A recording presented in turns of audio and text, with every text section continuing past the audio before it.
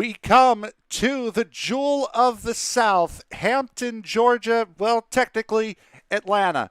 Atlanta, Georgia here for tonight's season finale for Season 2 of the Sim Racers Edge Alpha Series season right here on ESPN.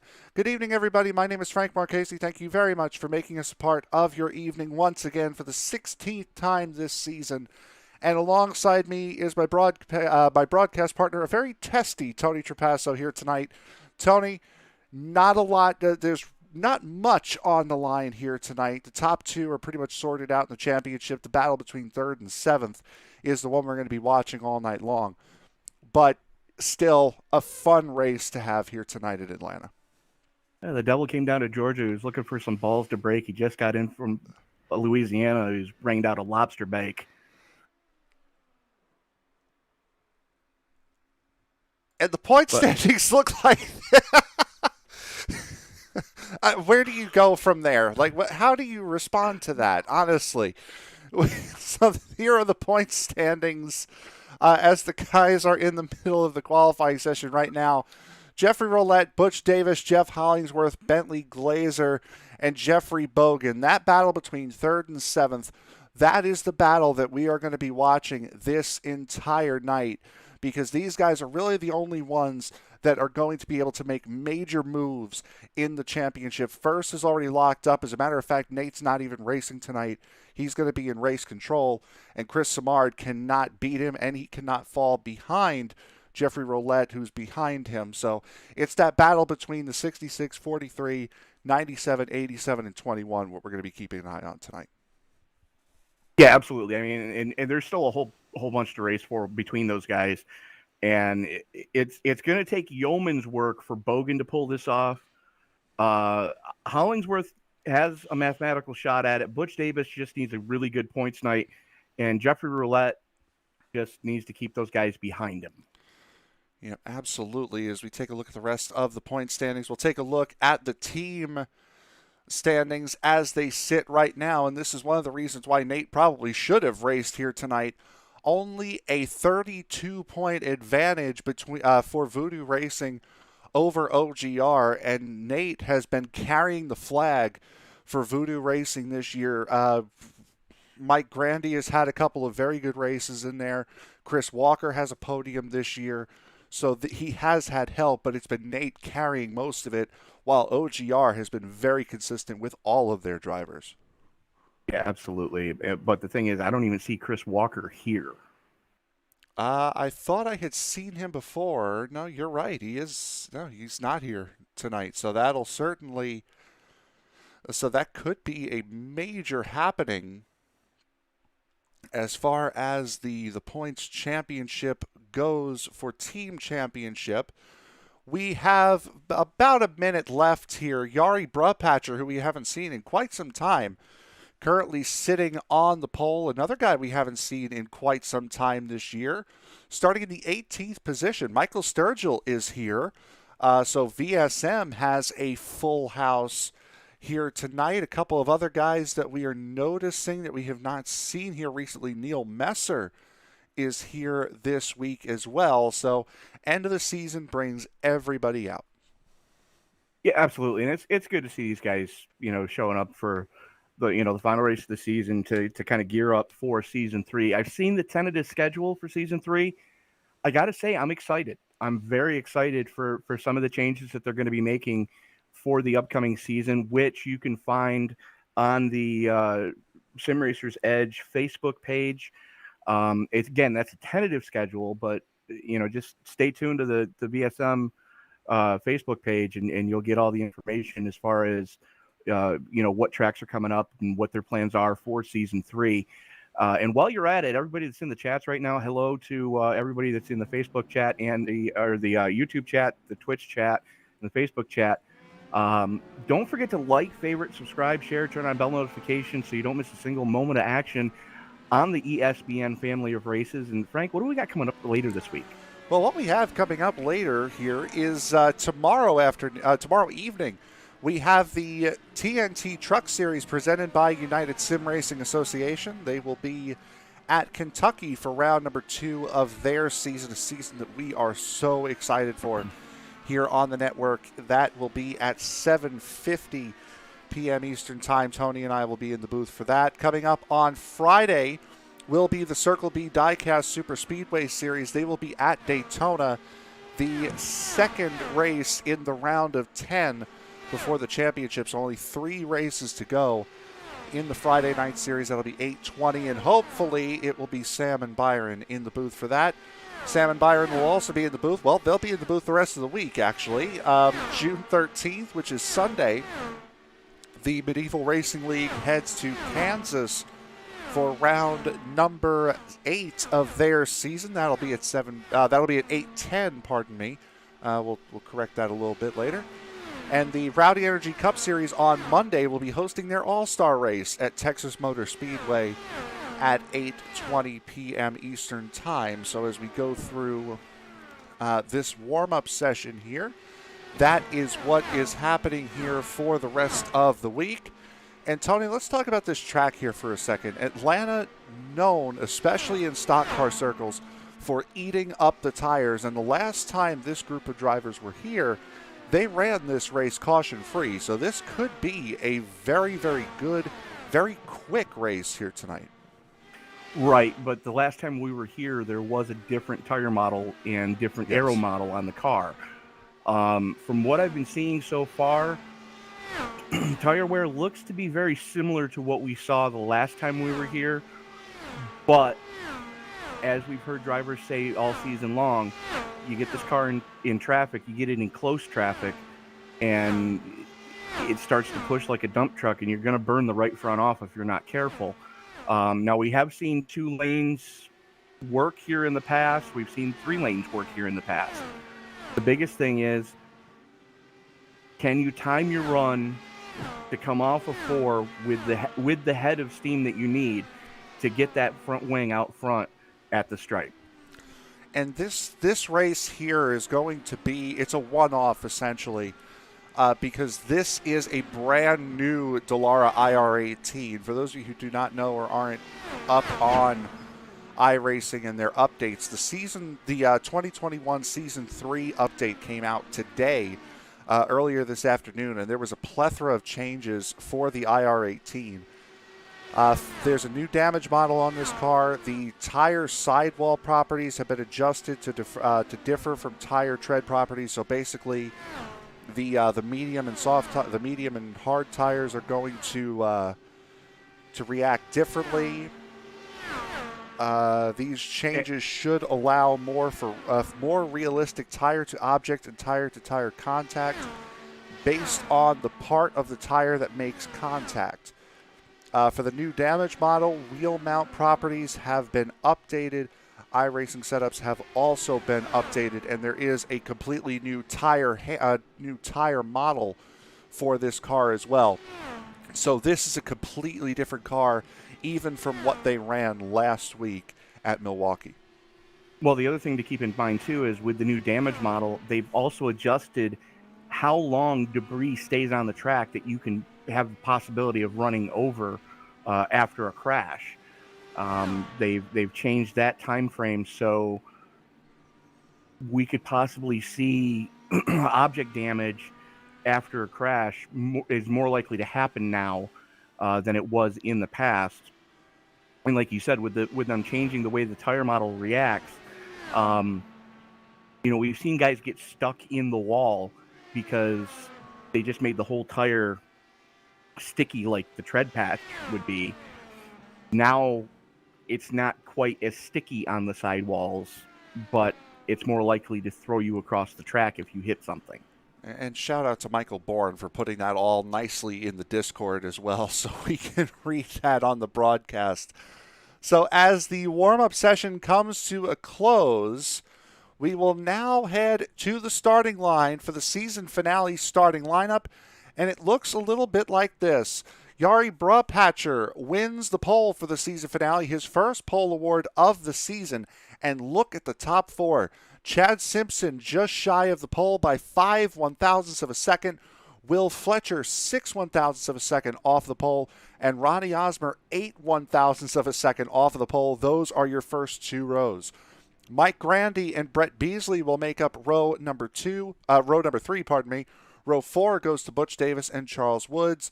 Chris Simard and Jeffrey Roulette will sit in row number 5. Row 6 goes to Paul Crumry and Tyler Bloom, with row number 7 going to Carl Burke and Kevin O'Brien. Row 8 gives us Jeff Hollingsworth and Timmy Bates. Mark Mcfadden and Mike Sturgill are going to roll off in row 9. Row 10, the last 2 cars to take time go to Jose Viguera and Johnny Antonucci. Then behind them, we've got Bentley Glazer and Dan Brazington, Neil Messer, Shane Lovridge, Michael Bourne starting shotgun on the field, with Nate Siefker being up in race control tonight. Yeah, absolutely right. And just look at, again, just the times there in qualifying. The top 16 are separated by 8 100ths of a second. This is going to be a very, very good race.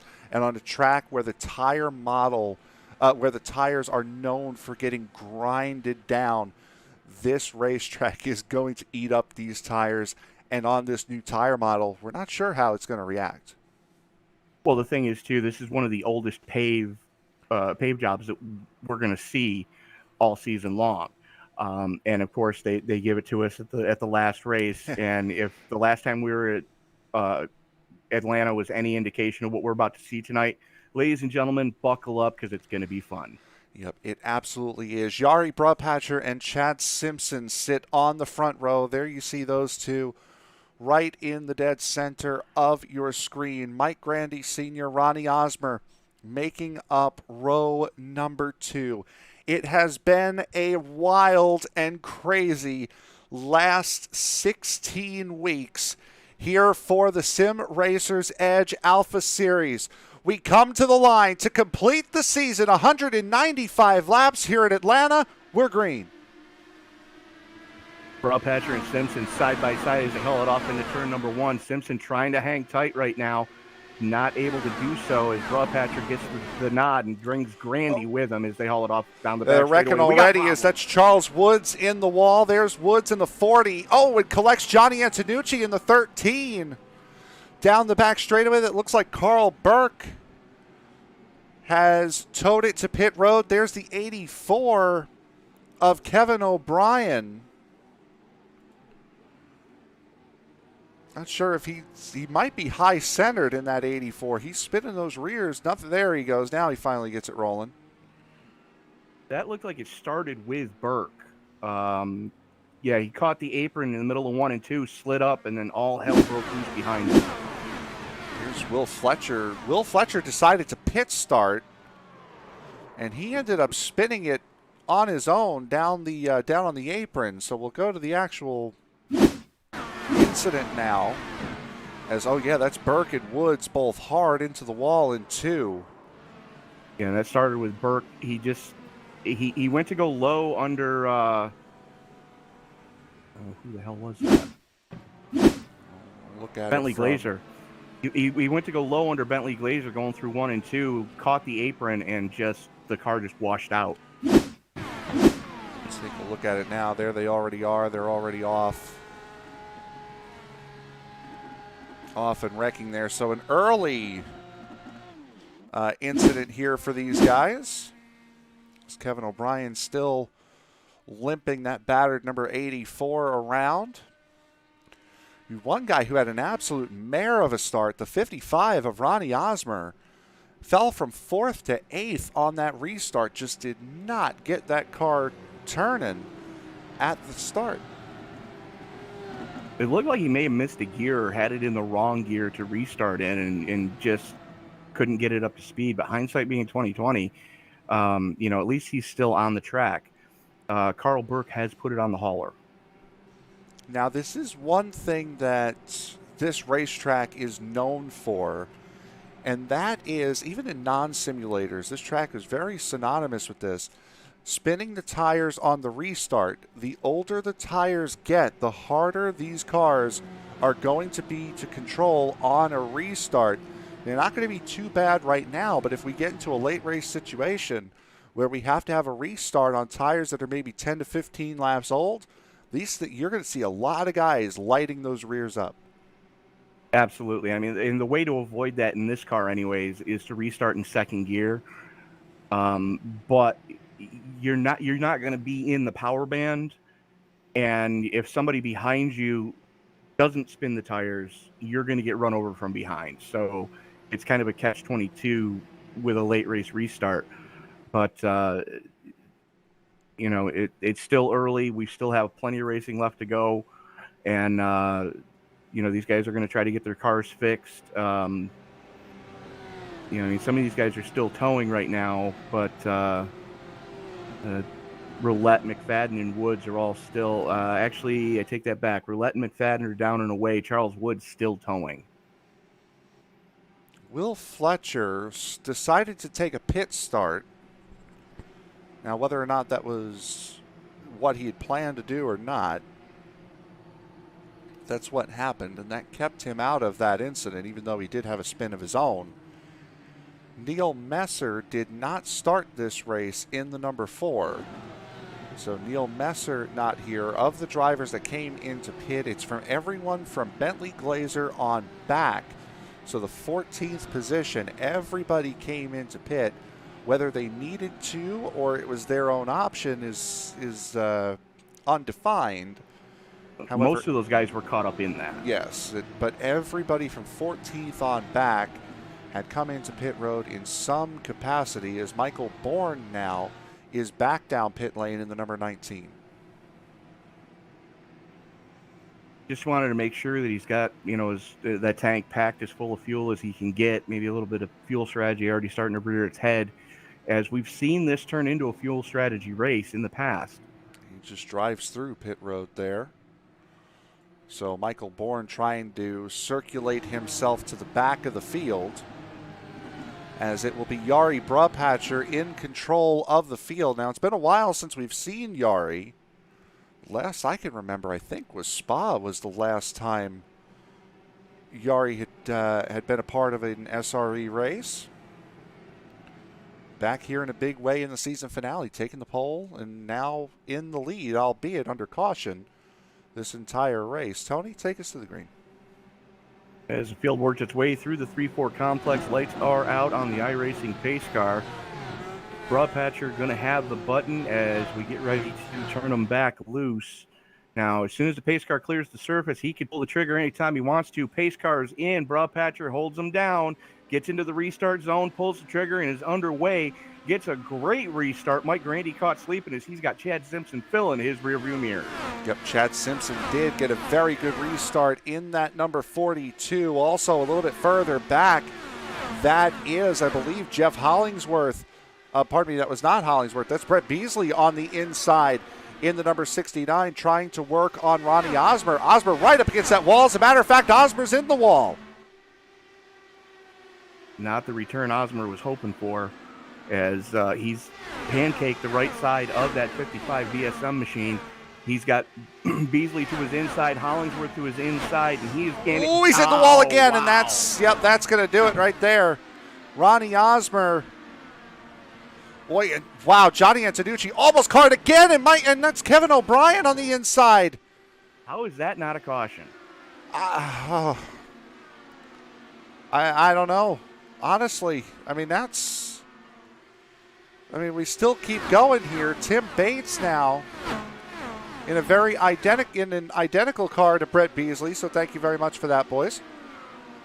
And battle for the lead as Grandy throws to the inside going into 3, gets the spot away from Bruphatcher. New leader Mike Grandy in the 12. Yep, Bruphatcher and Grandy have gotten away from Chad Simpson and Butch Davis, who are now fighting, the 2 FBR teammates battling away. This for the 5th position. There is the championship runner-up, Chris Simard, running in the top 5 here. Simard tried everything he could last week at the Milwaukee Mile to try to keep this championship alive, and unfortunately just could not quite get it done. Needed to gain every single bonus point that he possibly could, and in the end didn't gain any. Yeah, it was kind of unfortunate for him, as he was able to clinch the second place in points spot. He cannot lose out to that this week, no matter what happens. But this race for the third in points, really hot and heavy right now. As give me 1 second, folks. Butch Davis right now is the leading car of the drivers that are battling for that third position in standings. And Butch right now running in the fourth position, battling with Chris Simard. Simard on that inside. Butch trying to hold it along the outside to try to keep that spot, as he's going to be able to get it. But look who else is coming up through the field here. The number 3 of Paul Crumry, who was the quickest car in practice, the second quickest car in practice. That wasn't Nate Siefker. The quickest car in the warm-up session, just was not quick in qualifying. Started in 11th. That number 3 of Crumry is working his way back up through this field. Well, this is one of those tracks that really falls into Crumry's wheelhouse. It's a track where you've got to be up on the wheel and you've got to know how to work the draft. And Crumry knows how to do that. Again, just one of the bad luck kids all season long. He's been caught up in other people's dumpster fires, and the results haven't shown the talent that really is the number 3. His worst race of the season by far was the second round out in Kentucky, and that ever since then he has really turned his season around. And you're right, he has not been involved in too much that was his fault beyond that race at Kentucky, as now he looks under the 77 of Chris Simard. And you saw that run that Crumry had gotten going through turns 1 and 2 on the outside, able to really work his way back up to get to the inside of Simard going into 3 and 4. Outside looks to be the dominant line here tonight. Because you can keep it wound up and you don't burn the tires off. So that's why you're going to see these guys running in that second seam, maybe even flirting with that third seam, especially when the tires start to wear off and start to go away. That second lane is definitely going to start to pay even more dividends as we work later into this race. Looking just over the left shoulder of Chris Simard, getting as good a look at what he can see as possible, as Yari Brubhatcher now retakes the race lead away from Mike Grandy. Or at least for the moment, as Brubhatcher will lead that lap. They do have a lap car coming up. I believe that is Mark Mcfadden in the 22. There's another guy we haven't seen too much of. There's McFadden. It's another guy we haven't seen too much of this season. We've seen him a lot in the other series that we broadcast. We've seen him a lot in the iRace, the two series for iRacing East. We've seen him a lot in the Western States Racing League. McFadden, though, having a very nice run here tonight as sort of a welcome back to the Alpha Series. Relatively quiet night for Mark right now. It's currently sitting 2 laps down, but don't let that fool you. The one to keep their eye on right now, though, that is a lap or more down, is the 66 of Jeffrey Roulette. He's got to hope for a couple of cautions to get back on the lead lap to hope to try to take the fight right now to Butch Davis for the number 3 spot in points. And he is currently the first car that is not on the lead lap as Brubhatcher and Grandy continue this battle here. Grandy goes back to the race lead in that number 12. They currently sit about a second ahead of this trio right here of Butch Davis, Chad Simpson, and Chris Simard. Now, Butch Davis has just taken over the lead of this group. Maybe this could be what Butch needs, and Butch is really starting to fly away. Yeah, absolutely. He's got to keep everybody behind him in points, behind him tonight, and he's got to hope that Jeffrey Roulette does not get back on the lead lap, because if Roulette can get back on the lead lap, he can start picking off positions, and there's a 12-point difference between the two of them coming into tonight. So do the math, basically 12 spots that Butch has to finish in front of Jeffrey in order to clinch number 3 in points, which right now he is doing. Yep, absolutely. Davis is certainly going to be the third place finisher in the point standings. And he had said I believe it was either last week or 2 weeks ago, the start to his season is really what did him in. He had an absolutely horrendous start to this season. And then right around the time Chad Simpson came in, it was right around the time Butch Davis really started to see a change of fortune. He's had a very good car for the last half of this season. Unfortunate that his first half was just subpar. Yeah, absolutely. I mean, as soon as he got teamed up with Simpson, I believe it was race 4 or 5 of the season, that really started to turn that entire team around, and you saw the fire get lit under Butch Davis's backside. As Simpson's already fallen a few spots, he's actually back behind Jeff Hollingsworth. There might be some damage on the 42. Yeah, I was just getting ready to segue into that. Simpson has fallen back. He was in third about 5 or so laps ago. Chris Simard has since put him behind him. We'll try to see what we can see here. This happened on lap 20 here, what we're showing you now. Simard getting around Simpson. Simpson might have had a wiggle somewhere because not long after that, Crumry and Hollingsworth were able to get around. So Simpson is either trying to save tires. There's Crumry getting around Simpson. So he's either trying to save tires, which would be more on par with what we've seen him do this season, or he just ran the tires off early. He's not that far off pace mile an hour wise. It just looks like he might be struggling a little bit to get that car to turn right now. So maybe he might have, beat the hell out of the right front tire a little too hard, a little too early. Yari Bruphatcher's last time around was a 25.47 when he crossed the line that time. Chad Simpson was a 25.62, which was about the third slowest of everyone in the top 7. So he's not one of the quicker cars in the group where he is right now, as Butch Davis starting to come under fire from the 77 of Simard. Simard filling the rearview mirrors of the STP. It's STP versus Pennzoil right now, as Simard throws it to the inside through 1 and 2, lets the car run, gets into the slipstream down the back straightaway, kind of just toying with Butch Davis right now. Both of them know that, the championship is basically wrapped up in front of them, but Davis just needs to hang on for a good finish.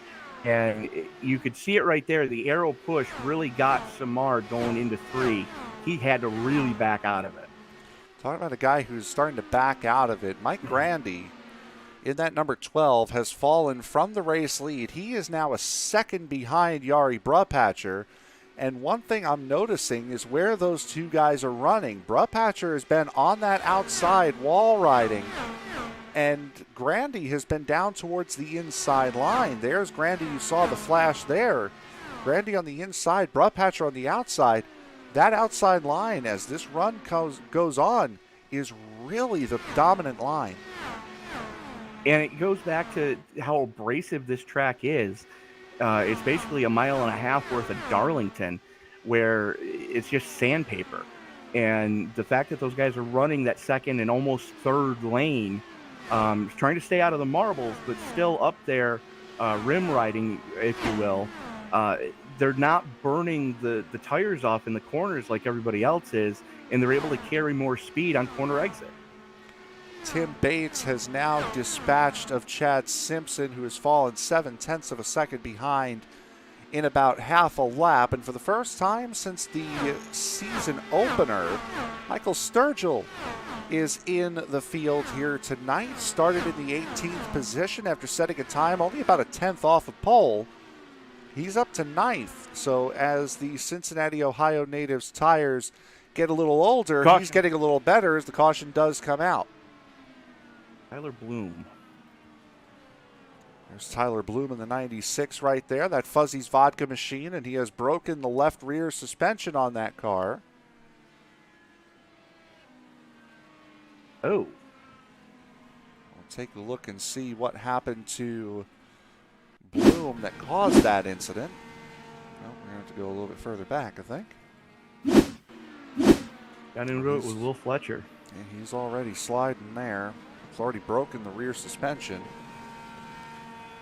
Yeah, coming through turn 2, he was on the high side, Fletcher was on the inside, and they had a meeting of the minds on corner exit and broke the right front off of Fletcher's car and the rear off of his own car.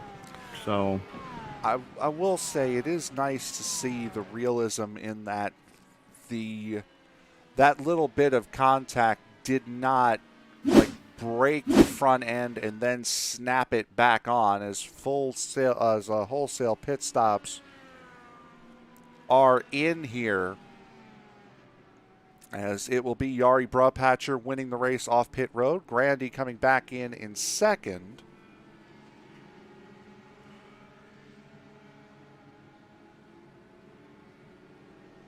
As the first round of pit stops are complete here tonight. Lap 33 of 155.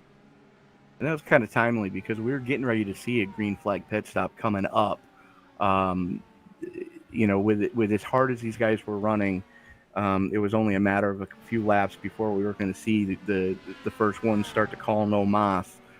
But, getting back to what you were saying, with the different lines that you saw between Brupatcher, Grandy, Simard, and Davis, that second lane, you carry so much more momentum out there. Yes, it's not the short way around, but on corner exit, you can defend quite well because you're able to carry more speed, and you get a little bit of a downhill run on corner exit off of 4 and off of 2 to help with the speed down the straightaways. Now, I believe because of the pit stop, Michael Bourne was the recipient of the wave around, the free pass. So Michael Bourne is back on the lead lap. He had come into pit under green and lost a lap. Or did he? Wait a minute. No, it gave it to Shane Loveridge. Okay, so Shane Loveridge in the 72 is the one who gets the free pass. Yeah, so he's back on the lead lap. We've got 16 cars currently on the lead lap, as Tyler Bloom and Jeff Roulette both being shown one lap down. Looks like they're getting ready to take the wave arounds, though. No, they did. They both came into pit road. We did see that as we ride on board with Jari Brupatcher. That appears to be Ronnie Osmer, Mark Mcfadden, and Charles Woods, Kevin O'Brien, rather, who are going to be getting the wave arounds for not coming into pit. It is Kevin O'Brien. So 84, 22, and 55 getting wave arounds. That will put them all back one lap down. Or pardon me, that'll give O'Brien 2, that'll give Osmer 2, and McFadden 1, I believe. Yes. So now McFadden is running for the free pass with Jeffrey Roulette and Tyler Bloom. Yep. Bloom going pit side just to make sure he's got that car fixed. Might have had the glitch that we've seen time and time again with the Indy cars. When you get suspension damage, there are times where it doesn't fix it like it's supposed to. So Bloom making sure that the 96 is fixed as the field worked its way into turn 3, Frank. Yep, Johnny Antonucci also coming into pit road there on lap 35 as we get set to start lap number 37 here tonight after caution number 2. Jari Brupatcher, Mike Randy, Chris Simard, Butch Davis, and Jeff Hollingsworth into the top 5 as we get set to get this race back underway. Green flag is back out. There goes Brupatcher. Gets about a half a second jump before Grandy gets to the start-finish line. Yeah, Grandy was a little bit asleep at the switch right there, but the battle really heating up between Crumry and Davis as Crumry just full send-it mode going through turn 1. Gets a 2 for Crumry up into the number 4 slot on the restart. Yep, and again, that's not just a good start for Paul Crumry. I said it before, he was the fastest car in practice, fastest car in the warm-up session, so that number 3 is quick tonight. Jeff Hollingsworth also looking to make up a couple of positions, 3 wide going into turn 1. Hollingsworth on the inside will make it stick. However, Crumry with the momentum on the outside is going to take the position back. And you could see it right there. Crumry was able to just keep his foot in it a little bit more. Hollingsworth had to feather the throttle to stay off him and lost a little bit of momentum as Davis lost his momentum going into the corner and said, yeah, you know what, I'm not going into turn 1 3 wide. You guys have at it. But everybody regrouped, repooped, and getting ready to go after it again as Simard all over the back wing of Mike Grandy as they haul it down the back straightaway. A little bit of a wiggle there for Crumry as we were riding on board with him. That's allowed Hollingsworth to get the run on him a little bit further back as Crumry will hold the position a little bit further back. Mike Sturgill trying to get around Tim Bates. That for the 8th position. Again, Bates and Beasley running identical cars here tonight. The 6 of Beasley running, the 6 of Bates running in the 8th spot. There is Brett Beasley battling with Bentley Glazer for 10th. And the point standings for that 3rd spot still give the nod to Butch Davis, but it's gotten a little bit tighter now as Jeff Hollingsworth sitting in front of him. If Hollingsworth can make a little bit more headway and Davis falls back, Hollingsworth still has a shot at that number 3 slot in the final point standings. Yep. Of the drivers that are battling for that 3rd position in standings, of which there are only 4 tonight, Jeffrey Bogan not here, Jeff Hollingsworth right now is the highest running. However, it would be Butch Davis taking the position right now as Hollingsworth trying still to get around Paul Crumry, just cannot do it. Mike Grandy now battling with Brubhatcher going for the lead. And they were 3 wide behind him for a second there with Simpson, Bates, and Sturgill. I mean, there's just battling going on all over this track right now as Bates and Simpson side by side coming off a 2 and no quarter asked for, no quarter given. Yeah, and we had talked about it all season long this year as to how these guys have been able to get setups in this season that have been so competitive and so racy that you can run multiple lines and feel very confident in the race car that it's going to do what you want it to do. That's just another testament here.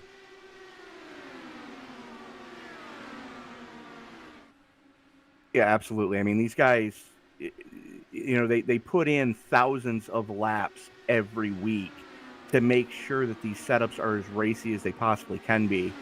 And, you know, before all is said and done, you know, you get the action on track that we get week in and week out with the Sim Racer's Edge. Absolutely working. Wow, big move there from Michael Sturgill trying to take the fight to Chad Simpson in the 42, but Sturgill on that inside, not quite able to make the move as he does not get the run off of turn 4 that he needed to try to make that pass. So Sturgill will continue to sit in that 8th position for right now. He's got Tim Bates, though, battling behind him, and there's the 84 of Kevin O'Brien on the inside once again. He'd had a moment a couple of laps ago trying to get that car back into the pit lane. Yeah, unfortunately, O'Brien not having the night he was hoping for. And that's kind of been the surmise of O'Brien's season, because with all the server changes that have happened, you know, O'Brien, one of the few drivers that we have that's coming to us from the Australian region, you know, the connection sometimes between where he's connecting to the server and where the race server actually is not usually the strongest. So it's really an uphill fight at week in and week out for the 84 of O'Brien. Yep, absolutely. And Shane Loveridge in that same position, the other Aussie in this series, as Mike Grandy continues to lead this race. A 5-car battle up at the front, a far cry from what we saw in the first run with a 2-car breakaway and then just splintering off into little duels behind that is, boy, I'm surprised O'Brien hasn't taken it to pit road. He's just circulating on the apron now. I'm thinking he's just trying to get as many laps as he can, because it's basically a moot point at this point. As looks like Mark Mcfadden just had trouble. Mark Mcfadden coming out of the pits in that number 22 Apple Dallara. That was a close one between Hollingsworth and Crumry. Riding on board there with Chris Simard, and unfortunately missed that as Crumry now has fallen well off of Jeff Hollingsworth. We saw Hollingsworth get loose coming out of turn 4. I wonder if anything similar happened that forced Crumry to get spooked a little bit. Well, no, he slid up and almost got into the side of Hollingsworth, jumped on the binders, killed his momentum, and that let Davis get to his inside.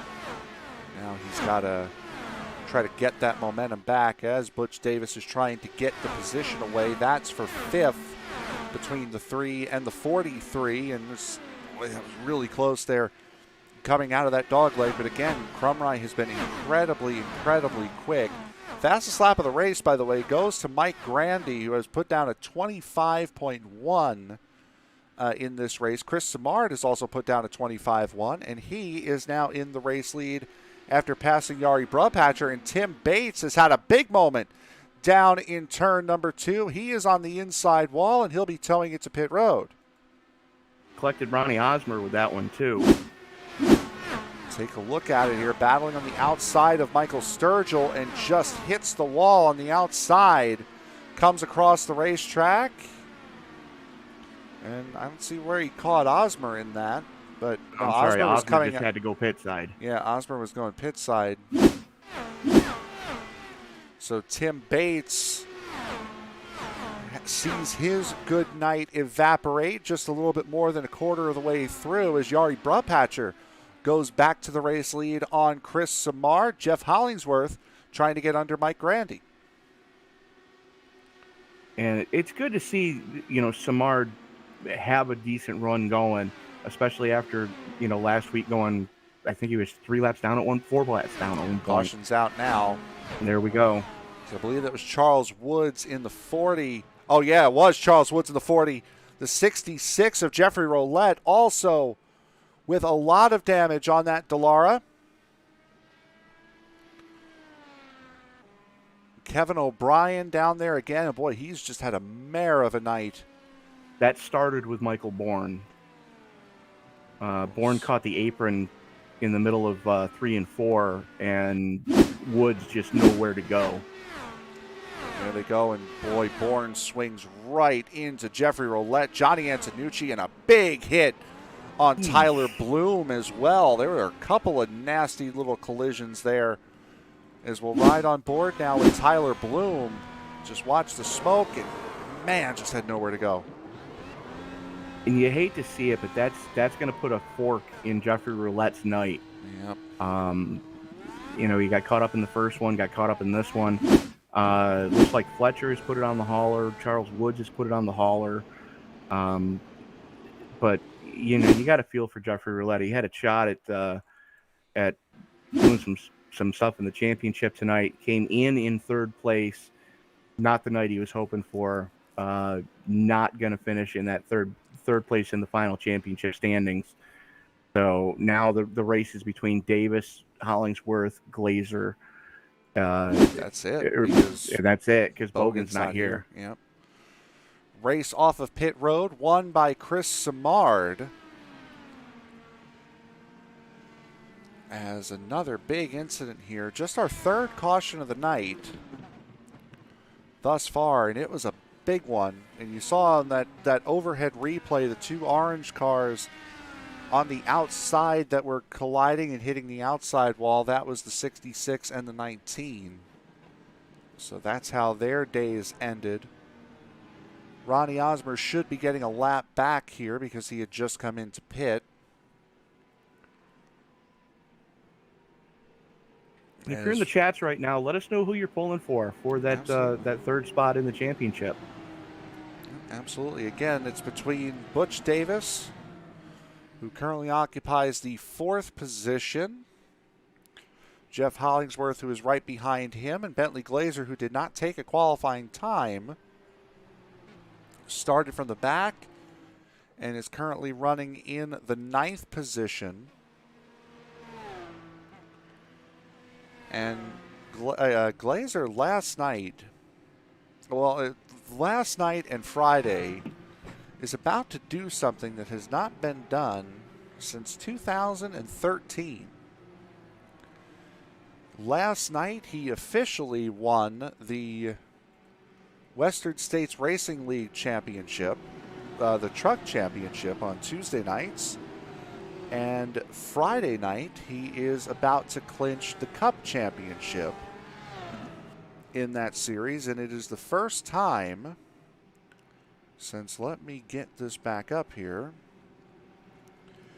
It is the first time since Toby Butler in the spring of 2013 won both the Tuesday Night Truck Championship and the Friday Night Cup Championship in the same season. So congratulations to Bentley Glazer on that. And for those who aren't familiar with the iRacing servers, if you can put your name on the same level as Toby Butler, you're doing something, because that's a feat that very few people can do, and Toby's one of the best when it comes to full fender racing here in the iRacing servers. So hats off to Bentley Glazer for doing that.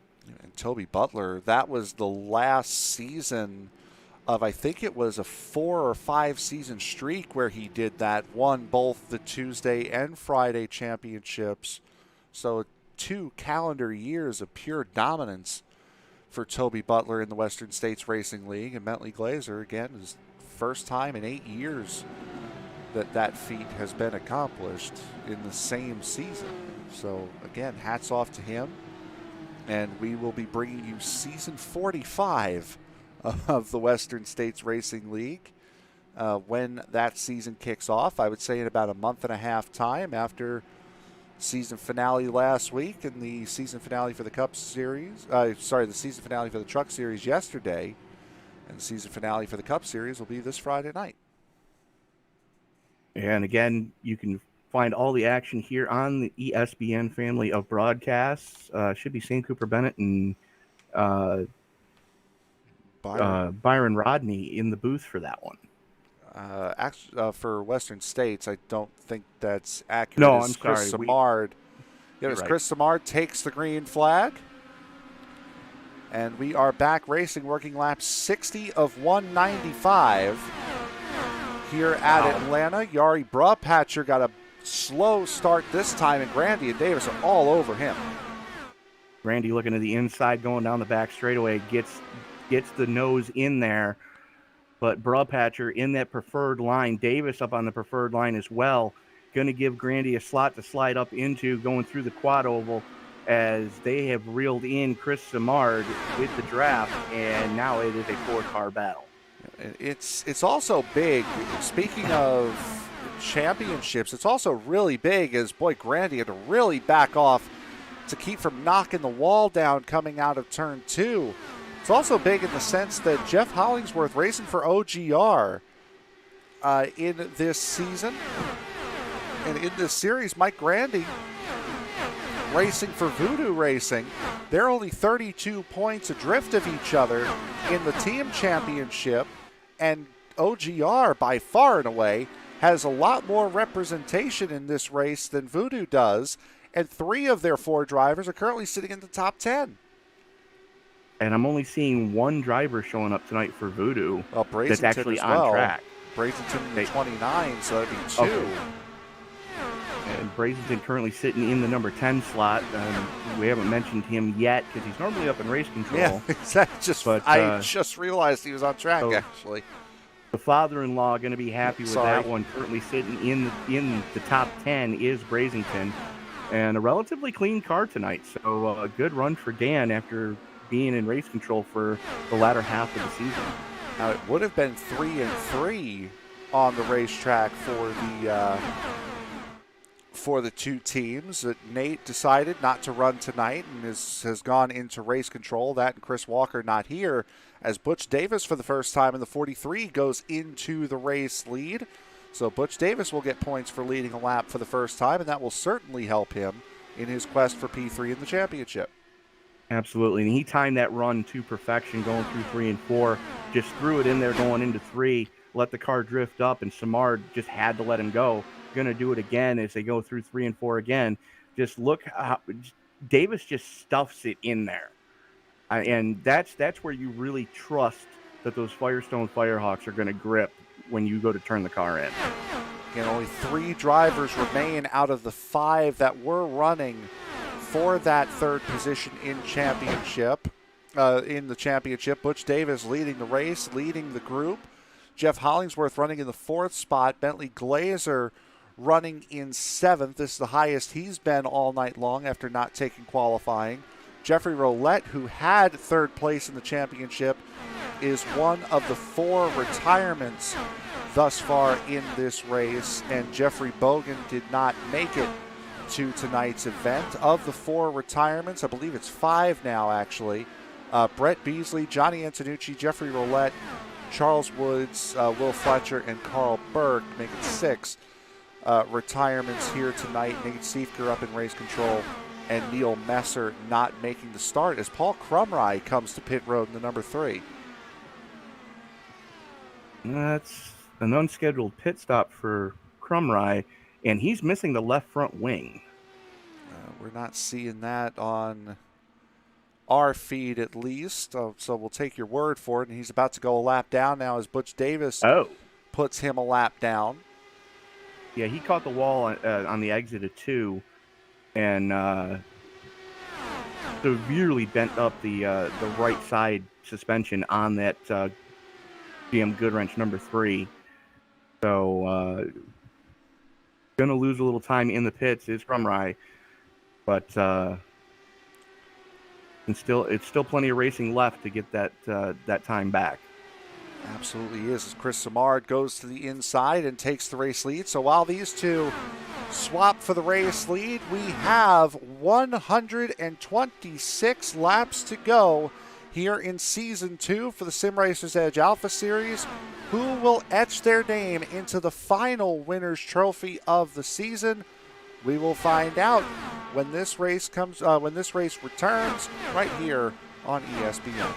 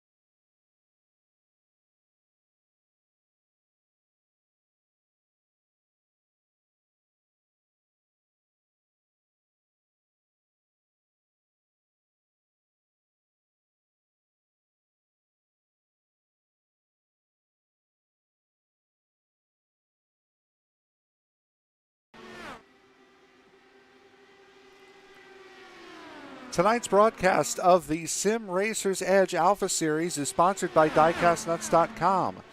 DiecastNuts.com, post your own diecast collection, add or trade to it in the shop, and see other members' collections at DiecastNuts.com and on Facebook by searching Diecast Nuts. And by Rocket Racing Setups. Rocket Racing Setups is one of the leading setup builders for the iRacing community. Find dirt and asphalt setups, tuning guides, fuel sheets, and much, much more at RocketRacingSetups.com today. Tonight's race is also brought to you by your series sponsors, Turn Racing, and newly sponsored Raise Energy. And the series thanks you for your continued support. We are just shy of halfway, working lap 80 of 195, or still a little bit away from halfway. We're working lap 80 of 195. This is the trio that is battling for the race lead right now. Butch Davis, Chris Simard, Yari Brubpatcher. The three race leaders, and a little bit further back is this battle here. This is for sixth between Michael Sturgill, Chad Simpson, and Bentley Glazer, as Simpson's starting to work his way forward again. And got a little bit of smoke. Looks like Ronnie Osmer may have gotten turn 2 all wrong, as quick look of the weather tells us that there's a 6-mile-an-hour wind out of the northeast. So these guys are catching a crosswind coming out of 2, which is why we've seen so many guys have trouble on the transition coming off the turn down the back straightaway. It's just washing the back end of the car out if they're not careful. And Osmer sticking to the bottom of the racetrack, allowing the leaders to go. This is what happened to Osmer here as he's running the outside line, and the back end just comes right around on him. And very fortunate for the 55 to not hit anything. However, Tim Bates during break was not so lucky. Comes down, hits the inside coming out through 1 and 2. Back end comes around in 2 and then noses it right into the inside wall. And unfortunately for Bates, that will be how his season ends. So the winner of the very first race ever run in Sim Racer's Edge ends season 2 with a DNF. Yeah, absolutely. You hate to see that happen, but season 3 is right around the corner, and don't let this night be indicative to what we've seen out of Tim Bates in the past. We've seen him run up towards the front a lot. As right now, speaking up towards the front, the trio of Simard, Davis, and Brubpatcher have now collected Jeff Hollingsworth, as now it is a 4-car dance towards the front of this field. Yep, Hollingsworth running that inside line has been slowly making his way towards the front of this field here, looking a little bit further back. Bentley Glazer now trying to get onto the back end of successfully gotten onto the back end of Chad Simpson, wants to get around Simpson entirely here. This will be a battle for the 7th spot. As Simpson, we just saw him battling with Michael Sturgill. Sturgill's already gotten to a second advantage on him. Yeah, Sturgill making a lot of headway as battle for the lead. Again, Butch Davis throws it to the inside going through 1 and gets the spot on the exit of 2 from Chris Simard. Simard right in the slipstream right now. But, little battles going on throughout the entirety of the field right now. This one up at the front just hot and heavy, and it has been since the drop of the green on the restart. Green flag pit stop should be soon approaching here. Last time these drivers came into pit, as you see by the graphic, was during the caution on lap 56, and that was the last caution that we have had so far. We have run 32 laps since these drivers have come in for the pit stop. Now, granted, probably only about 29 of them have been under anger. However, it has been a very long green flag run, the longest they've run so far. Absolutely, and this is what you're going to see week in and week out here in the Sim Racer's Edge. You're going to see long green flag runs. You're going to see green flag pit stops. And you're going to see guys just throwing haymakers at each other all fuel stop long. Simard, Davis, Brubhatcher, Hollingsworth with Mike Grandy 2.5 seconds back, battling for the 5th position with Michael Sturgill. Bentley Glazer has gotten around Chad Simpson and has put 1.3 seconds between him and the pilot of the 42, and is now getting to the back end of Michael Sturgill. Bentley Glazer, who has a win this season. It was that Kentucky race, round 2. Glazer certainly showing he has the pace here late in this run. Yeah, absolutely. Never count him out, especially when it starts to turn into a fuel mileage race like this one looks like it might be starting to turn into. But how about Dan Brazington already up into 9th? We haven't seen him for the last half of the season because he was up in race control. So great run for the driver of the number 29 tonight. And Brazington up 14 positions. There are several drivers who are up 14 positions from where they started. Bentley Glazer is one of them. Brazington another. Shane Loveridge and Michael Bourne all up 14 spots from where they started. Michael Sturgill up 13 positions from where he started tonight, as he now completes the pass on Mike Grandy for the 5th position. But Grandy coming right back at the pilot of the 90. Yeah, absolutely. No quarter asked for, no quarter given. Grandy may have gone a little too hard, a little too soon, as we've seen him do time and time again. He had that real, Code Brown moment where he almost got into the outside wall and, lost some momentum there, but, able to recoup. But right now up at the front, they're starting to get a little bit stretched out as Chris Simard with about a 10-car length lead over Butch Davis, who's got about a 5-car length lead over Larry Brubhatcher, and Simard's in. Yep, Simard coming into pit road, and he's actually in the grass on pit entry. So Chris Simard is the first one to take it down pit road. Butch Davis would have to assume he's going to be coming in next because the tire fall off here is so severe. Or actually, you know what? I'm looking at best and last lap times. These guys are only about a half a second off of where they were on fresh tires. Butch Davis, best lap of the race, a 25.02. He just ran a 25.68. Yeah, tire fall off is not what we've seen in the past here. So expected. Maybe that new tire model is really starting to pay some good dividends for once, as we've seen that really throw monkey wrench into the works in the past. Simard down and away, 8 seconds flat in his box. Still the first one of the leaders to go in. Grandy now blinks and goes in from the number 8 slot. Mike Grandy in, Shane Loveridge in, Jose Viguera coming out of pit road in the number 48. He's had a very quiet night, has the Chilean driver. As Viguera works his way back out onto the racetrack. Butch Davis in, Yari Brubhatcher in, Mike Sturgill in. So we got guys in the top 5 now starting to make their pit stops. And that hands the lead of the race over to Jeff Hollingsworth. All important point for leading a lap for the driver of the number 97. If he's going to have any shot at trying to wrestle the number 3 spot in the final point standings away from Butch Davis, he's got to get the stop of his life right here. And hard to believe, Jeff Hollingsworth does not have a win in these 2 seasons of Sim Racer's Edge. He came incredibly close at Gateway this season and had an absolute heartbreaker with a late race caution. But Hollingsworth, one of those guys you would have expected to have won a race or 2 by this point, has not won a race yet. And this could be a big time for a race win as he spins coming onto pit road, gets the transition all wrong. That brings out the caution. And at the century mark, we are under caution for the 4th time here tonight. So that should give the free pass to Chris Simard. There's going to be a lot of guys that are going to get caught a lap down here. A lot of guys that are going to be getting free pass, however. Butch Davis, Yari Brubhatcher would be a couple of them. Dan Brazington, Sturgill, Grandy, Loveridge, Bourne, all of these guys that just came into pit as it was a simple pirouette, but I think what happened, what caused the caution, was the fact that he came back up onto the racing surface, and that's what caused the caution right at pit entry. That's exactly it.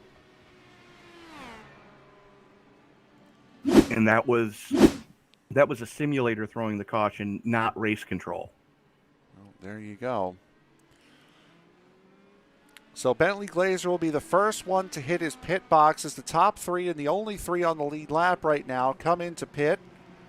Hollingsworth second to hit the box, Simpson the last one. And Simpson will come out same order as they went in. So OGR first and third here for this restart. However, it'll be Chris Simard who will be getting the free pass. Butch Davis will lead the line that is getting wave arounds here after caution number 4. So yeah, it was kind of a timely caution that came out, and it wasn't. You can't really blame Hollingsworth for what happened. He was trying to hustle that car onto pit road on a light fuel load with a lot of weight jacker in it to help the car turn on the light fuel load. Old tires, just caught the transition wrong, and around she went. Up the track he goes. Caution comes out, catching a lot of guys behind the 8-ball, but for the most part, we've got a lot of guys that have cycled back through that are going to cycle back through to get back on the lead lap. It's going to leave us with, looks like 12 cars on the lead lap. Paul Crumride going to be the first car one lap or more down when we go back to green. And Chris Simard will get the benefit of a pit stop here because he was the free pass car in the number 77. He was the first one to come into pit, which certainly helped with that track position there as he is working, as we work lap 102 of this 195 lap season finale for Sim Racer's Edge. There is the man who started in the 21st position, having not set a qualifying time, and is now up in the race lead. Bentley Glazer for OGR. And again, this just in from race control, Jeff Hollingsworth giving an end of longest line penalty. Why would he be getting that? Because he brought out the caution. That wasn't intentional, though. It wasn't intentional, but that's the way that they've been doing it. If you're deemed to have caused the caution, EOL. I think for him, EOL would be that would be just one spot back, and we've seen him give that spot already. Basically. To Chris Simard, so he'll lose one spot of track position. Or actually, no, he wouldn't lose it to Simard because Simard was given the free pass. It was given after the free pass, so he's going to go restart behind Simard, but in front of Butch Davis. He's back in front of Simard now. So I think no matter what here, it's at a point for Hollingsworth where he's gotten an EOL, but he's really only starting 2 spots behind where he would be because Paul Crumride's in front of him, right. Mark Mcfadden, Chad Simpson, who's a lap down, or Chad Simpson, who's in second. So he's only 2 positions, track position-wise, back where he was. That's a really negligible penalty. Right, but here's the thing. Between Davis and Hollingsworth, there were 12 points coming into tonight. So Hollingsworth has to finish in front of Davis by a lot.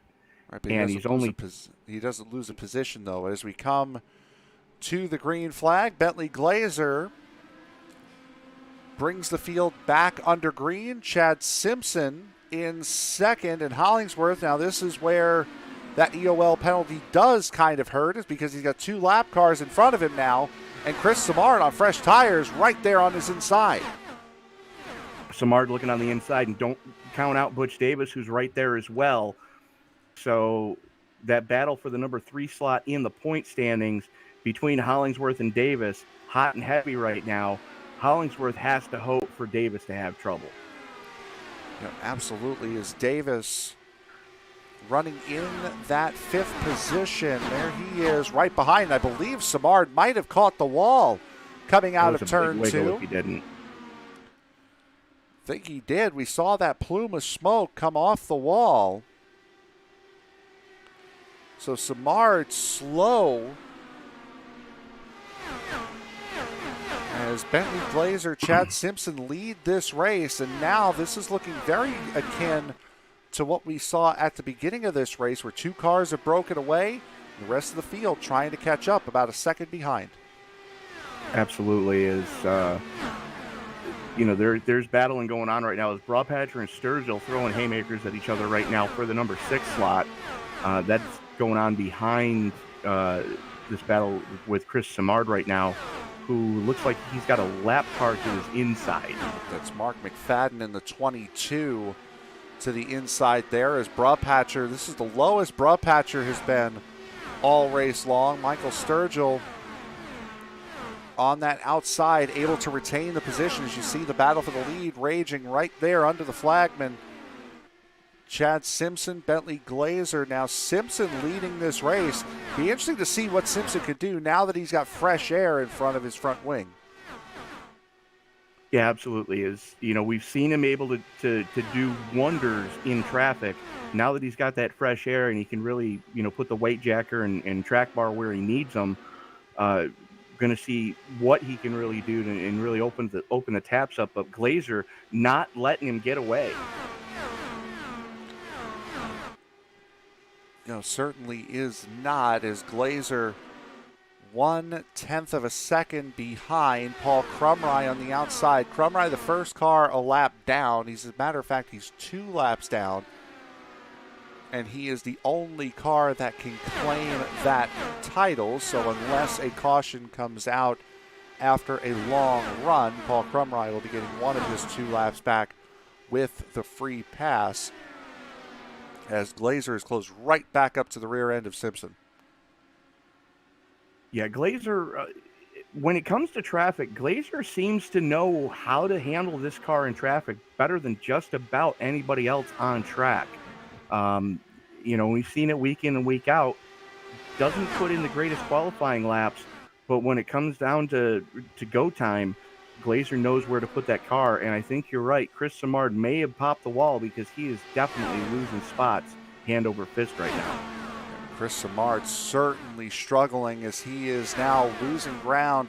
That is Mike Sturgill and Yari Brabhatcher both going around him. He might have caught it again because this is slower than what we have seen him do, as he's now getting passed up by Mark Mcfadden, who has not been on the pace tonight. Yeah, Simard is over 6 miles an hour off the pace of the rest of the field right now. So he's got to hope for a caution and hope he's not he's not the cause of the caution to try to get that car fixed. And that's not, that doesn't seem like a lot. 6 miles an hour difference as we see Bentley Glazer take the lead back over from Chad Simpson.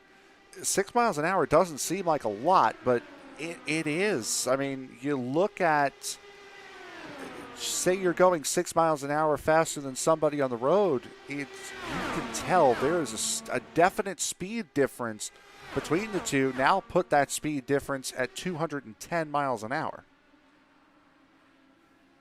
Yeah, absolutely. You take a look at what Simard did going into 3 there and what Sturgill went into 3 with. Sturgill was north of 100 or 220. Chris Simard just barely tickling 215.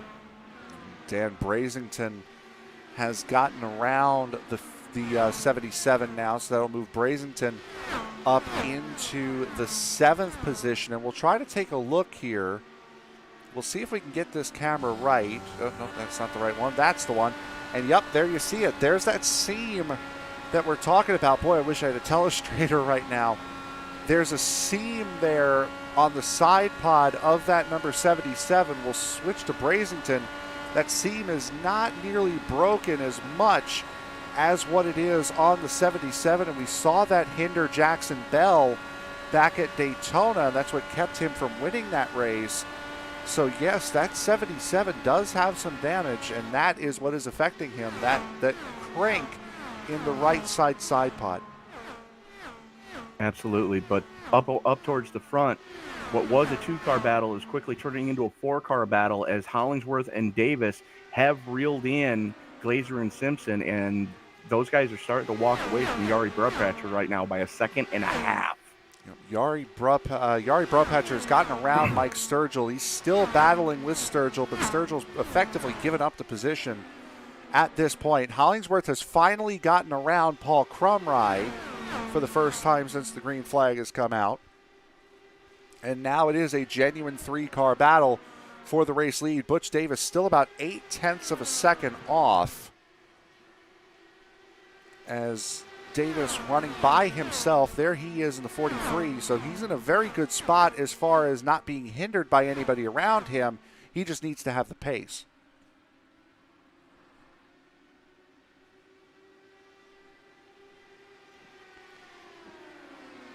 As Davis holds on to that 4th position. And it's unfortunate for Davis, and think of it this way. The battle for 3rd position in points right now is currently 2nd, 3rd, and 4th on the racetrack in inverse order. So it's Glazer who's in 6th, Hollingsworth who's in 5th, and Davis who's in 4th right now as far as the point standings go. But Butch is still going to win out because he is right there with the 87 and 97. Now, here's the other thing to consider, too.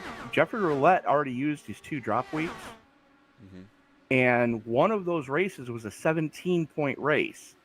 So instead of using that 17 point for the drop week, he's going to be dropping tonight instead and gaining those 17 points back. So the math is going to change a little bit. He had 12 points coming into Butch here. So Butch needs 29 points over Jeffrey Roulette to wrestle that number 3 spot in the final point standings away. Jeffrey Roulette is going to finish in the 21st position here tonight. So, I mean, even if Butch Davis takes the race win, he has a lap lead, and it should be a bonus point for his incident-free race. Even then, I mean, that's still cutting it really close, as this battle here for the 5th position is getting quite nice. This is Yari Brupatcher, Mike Sturgill, and Dan Brazington all right here battling for the 5th spot. Yeah, absolutely is. The battles just all around this track starting to really heat up as Crumry looking to the inside of Hollingsworth right now. Now, that just goes to show you how strong of a car Crumry had before he had those problems early on and put himself 2 laps down. He's able to make that move on Hollingsworth. And, he's got the speed in that GM Goodwrench number 3, but just, caught the wall at the wrong time and unfortunately put himself 2 laps down and behind the 8 ball right now. And again, he's the first person off of the lead lap is Paul Crumry in that 3, even though he's 2 laps down. So he will be getting those laps back if and when a caution comes out at some point this race, as Sturgill and Brupatcher really battling over that 5th position right now. Sturgill on the inside, Brupatcher on the outside, and Brazington waiting to clean up the mess as Sturgill ducks in line behind Brupatcher again. Well, you got to think that, Sturgill's got to time his runs to perfection. And he's almost got to take a play out of Butch Davis's book from earlier when we saw him battling with Chris Simard and they were going back and forth seesawing that spot.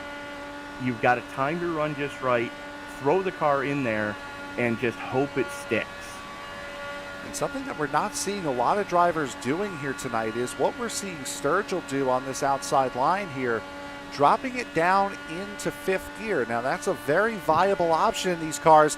Not good to save fuel as Crumry is around in the infield grass at pit exit And that certainly is not going to help his cause. Green flag stays out, however, as Crumry goes spinning through the infield. Yeah, he caught the grass at the start of the quad oval section of the front stretch, and just unloaded the suspension, and welcome to Crumry's lawn care. Yep, and certainly did a number on the front lawn here at Atlanta. You see, you're right, jumps right over that grass on the infield on the first kink. So easy to do in any car, especially in these Indy cars, and you're going to see a bigger effect in these Indy cars because these cars are so lightweight as compared to a stock car. Well, they're lighter weight, they're heavier sprung, and they're lower to the ground than the full fendered stock cars that we see use Atlanta Motor Speedway on a regular basis, both in the real world and in the sim world. So, in a cup car, in a truck, you might be able to dip 2 tires and make it stick, but not so much with an Indy car, especially with, as you said, the lightweight and with as heavily sprung as these cars are, because they have to be due to the aero on the car. Jari Brupatcher still battling with Mike Sturgill, and Sturgill just cannot find a way around that number 89 of Brupatcher. Jeff Hollingsworth and Butch Davis are in a duel. That for the 3rd position, as first and second have broken away, not just from these two, but from each other.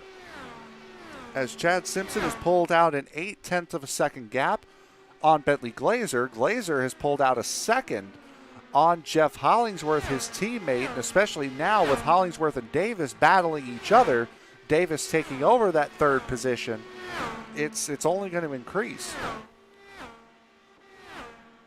And it looks like we had some trouble again with Kevin O'Brien coming off of... O'Brien's just turned it right off into the access road in turn 3. Well, he got it wrong coming through the second part of the kink on the front stretch, tagged the safety barrier, and around she went. He's already burned his fast repair after getting caught up with an early one with Ronnie Osmer, and a lot of damage on the 84. You hate to see his season end this way, but he'll be back in season 3 for sure. Yeah, but you saw how he was 90 degrees left hand down or right hand down on that steering wheel, so definitely broke the toe of that number 84 Dallara. As Butch Davis has gotten around and made it stick against Jeff Hollingsworth. Mike Sturgill had gotten around Jari Brupatcher, but Brupatcher has brought the fight back to the pilot of the number 90 and now has given up that position. So it's now Sturgill up into the 5th position. Brupatcher now once again bringing the fight to Sturgill, really throwing it into turn 1.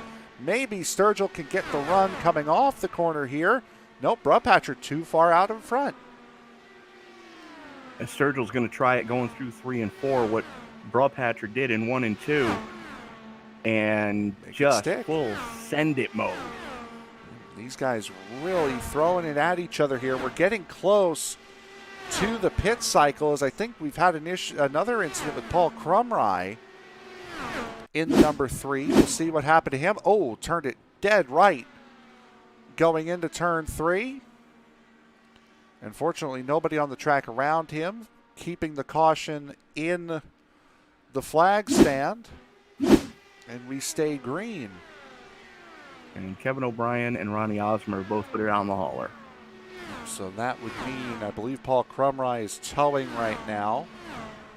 So it'd be Kevin O'Brien, Ronnie Osmer, Tim Bates, Brett Beasley, Johnny Antonucci, Jeffrey Roulette, Charles Woods, Will Fletcher, Carl Burke, who are DNFs here tonight of the 24 drivers, as green flag pit stops starting here. Brupatcher having a very interesting pit road entry, and Sturgill gets around him. That was about as entertaining as you want.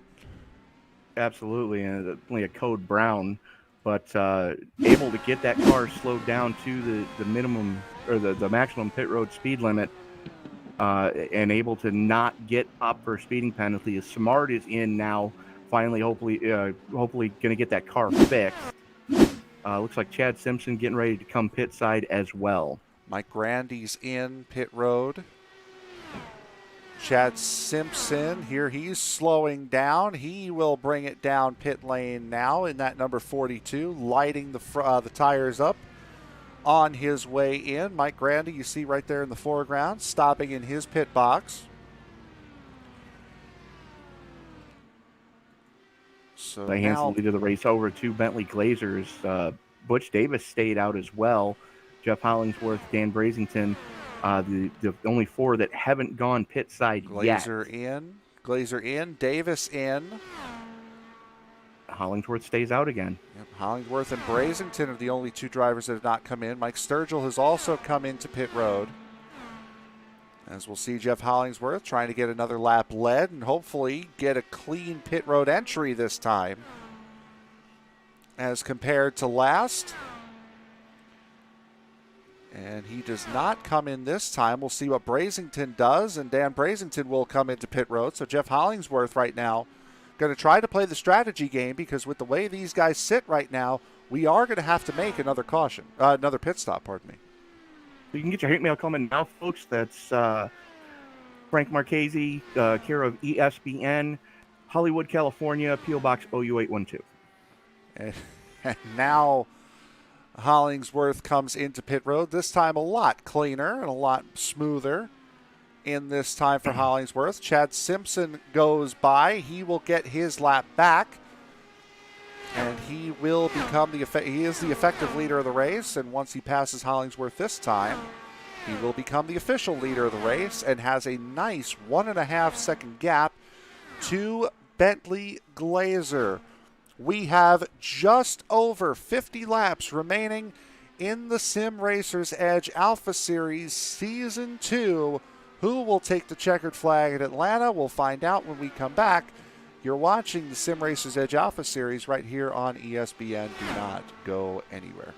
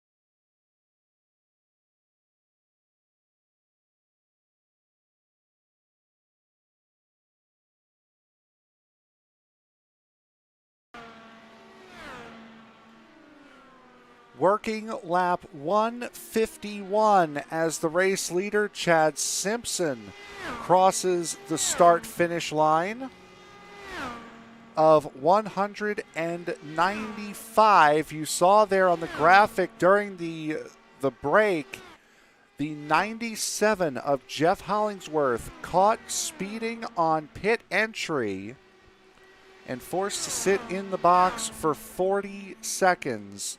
So Jeff Hollingsworth's chance of getting his first win of his Sim Racers Edge career is now pretty much fallen by the wayside, as Hollingsworth now sits still a top 10 position, but currently 3 laps down off of the race leader, Chad Simpson. Now, we were talking during the break, not just about my Islanders knocking the Bruins out of the playoffs, but, whatever.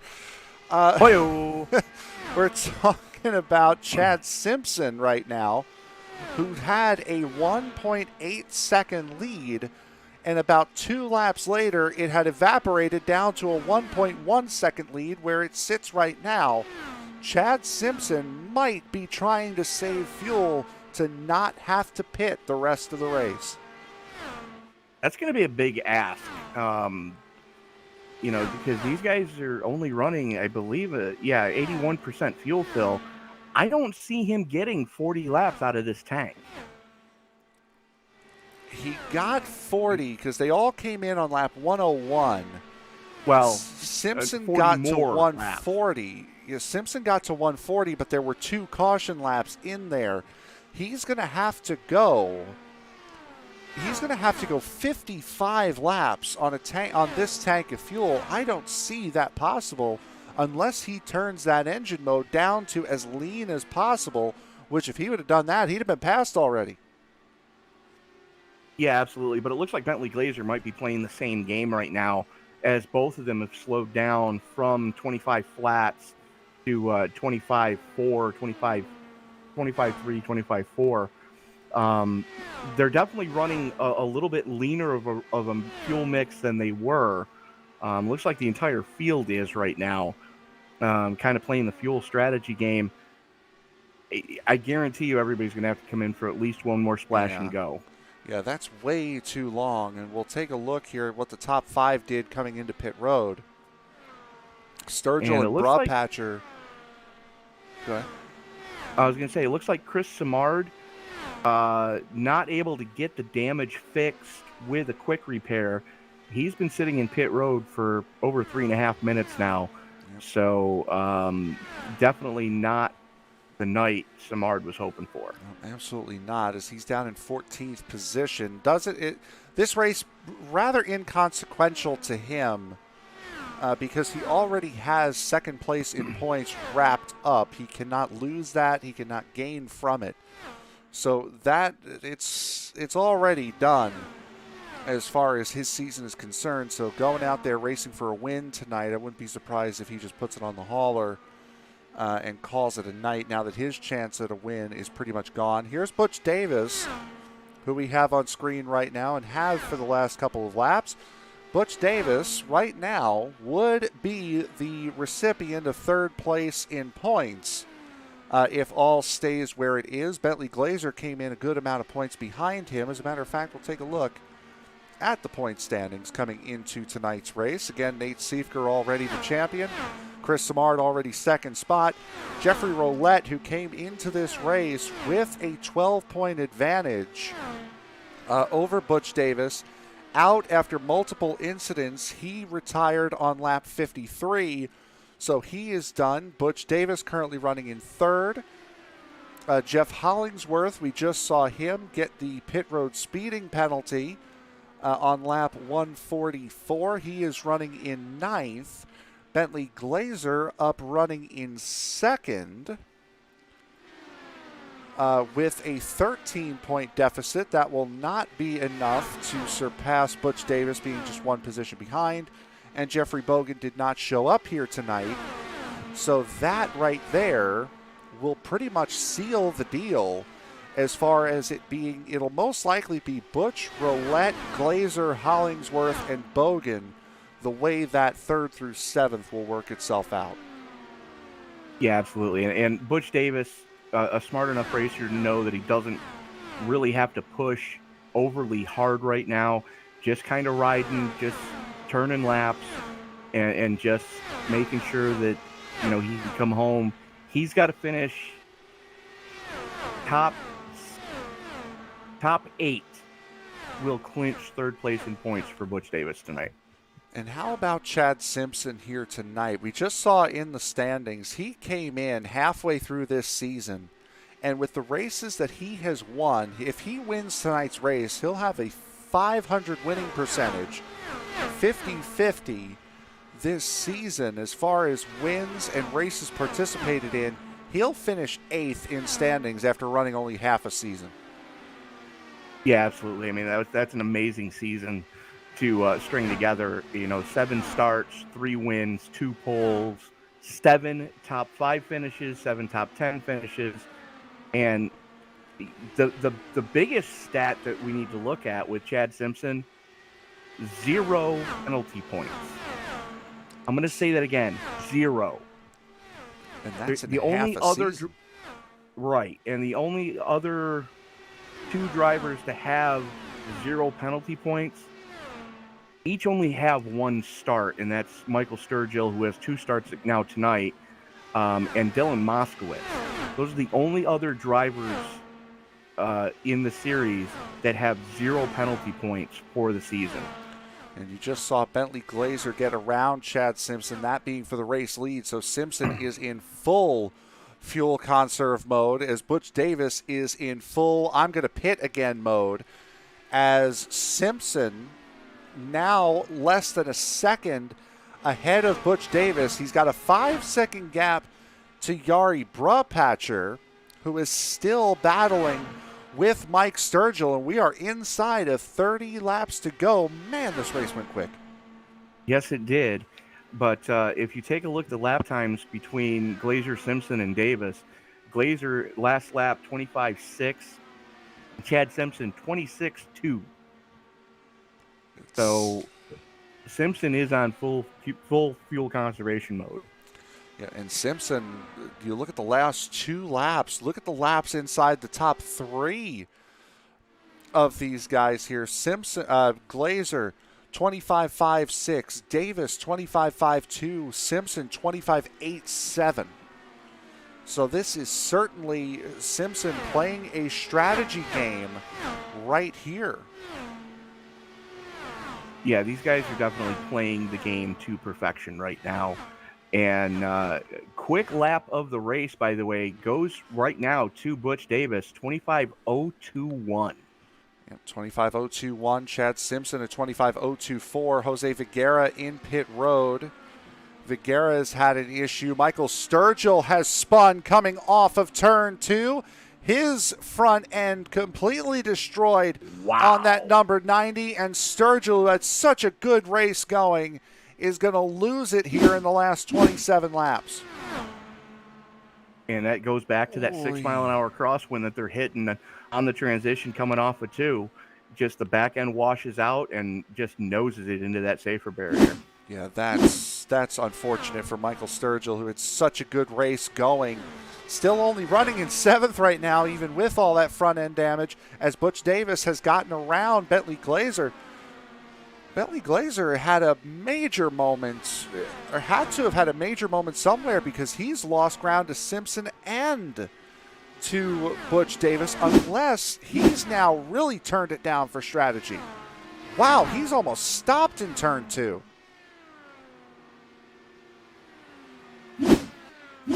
We just saw the pass for the lead there, so something must have happened. He did. He went to go around Mike Grandy. Grandy's around. Grandy's around in the 12, and the caution comes out. He went to go around Grandy going into 1 and just caught the apron, and that let Simpson and Davis flash by him. But luckily for Bentley Glazer, I believe he still has his fast repair in his pocket. There you just saw Mike Grandy come back on the racetrack and spin on the apron in turn 3, and him coming back up on the racetrack like that is what's going to cause the caution here tonight.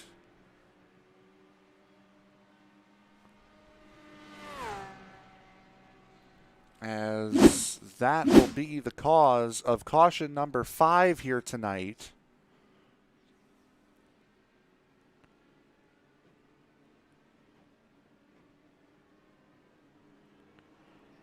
And it's going to leave us with 5 cars on the lead lap.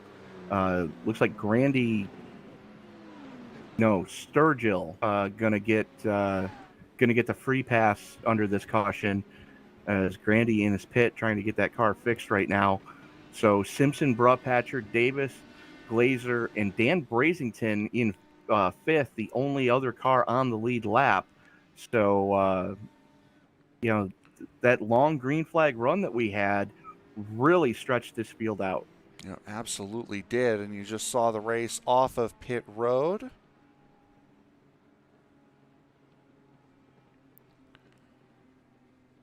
Now, the good news is these guys can turn the wick up to full tilt boogie and just let it eat from here on going forward. Yeah, absolutely. As we will most likely take the green with 19 laps to go. And with that, we are going to sneak in one final break here as we get set to end this season here for Sim Racer's Edge. We will be right back after this. Do not go anywhere.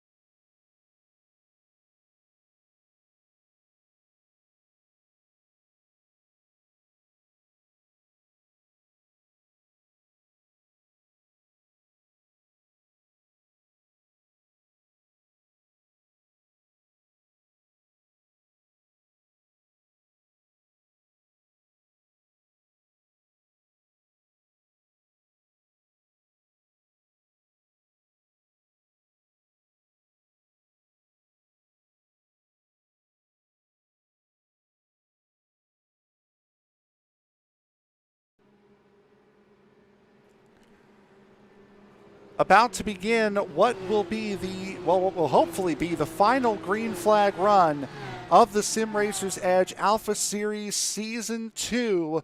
Pace car ducking off 19 laps to decide who will get the final trophy of the season. Green flag is in the air. Chad Simpson leads us away. Great restart for the teammates of Simpson and Davis as they caught Bentley Glazer a little bit asleep at the switch, as Davis looking to the inside, going down the back straightaway, looking to get one more spot from his teammate as they haul it off into turn number 3. Full send it mode for the STP number 43. Yep, and again, the 43 and 42 are teammates there for FBR Motorsports. It was because of Butch Davis that Chad Simpson is in this series.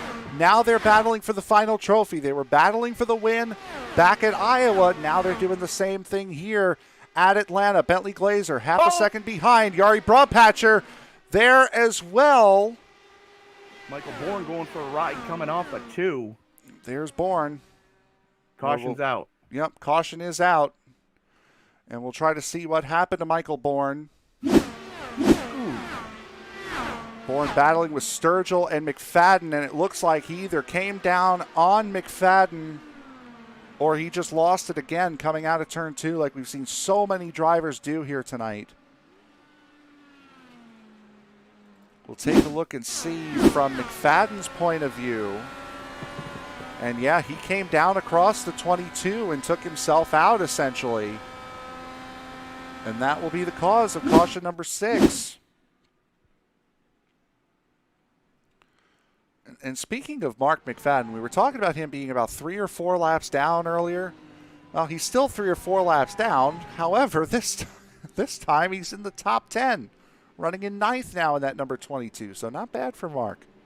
Yeah, absolutely. It's been a race of attrition tonight for sure. As, again, Butch Davis, Chad Simpson, Bentley Glazer, Yari Brobpatcher, and Dan Brazington, the only 5 cars currently being scored on the lead lap. And there we go. That gives us a 6th car as Michael Sturgill gets his lap back. So that gives us 6 cars on the lead lap now. And we've seen the pace that Sturgill has had this year. So Sturgill definitely can be a major factor here in this finish.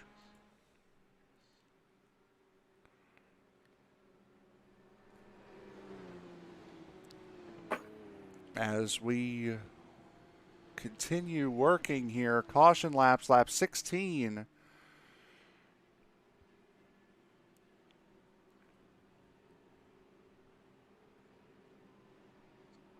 Or 16 laps to go, I should say, coming to 14 to go. As, boy, this has been an absolutely incredible season finale here tonight, hasn't it, Tony? Atlanta for the past 2 seasons has not failed to impress. You know, with the racing that we've seen going all night long, back and forth, give and take, guys timing their runs or trying to time their runs, guys using that second lane to defend to perfection. And, you know, as we've seen time and time again with the Sim Racer's Edge, long green flag stops have really paid dividends for the guys that know how to conserve their tires and play the game. Yeah, absolutely. Sturgill in pit road, Tyler Bloom in pit road as well, Mark Mcfadden in pit road, or coming out of pit road, I should say.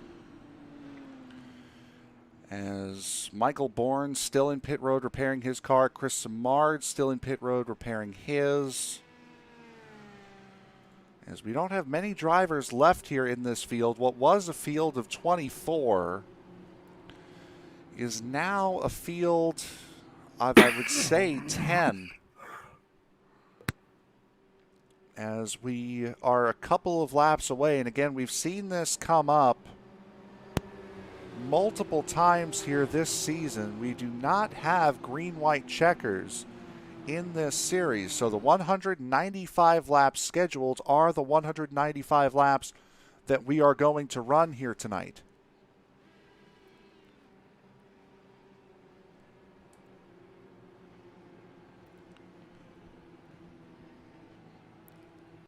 So again, it'll be Butch Davis, Chad Simpson, Bentley Glazer, Yari Brobpatcher, Dan Brazington. The current top 5 right now, Mike Sturgill, the last of the drivers that is eligible to win this race because he is on the lead lap.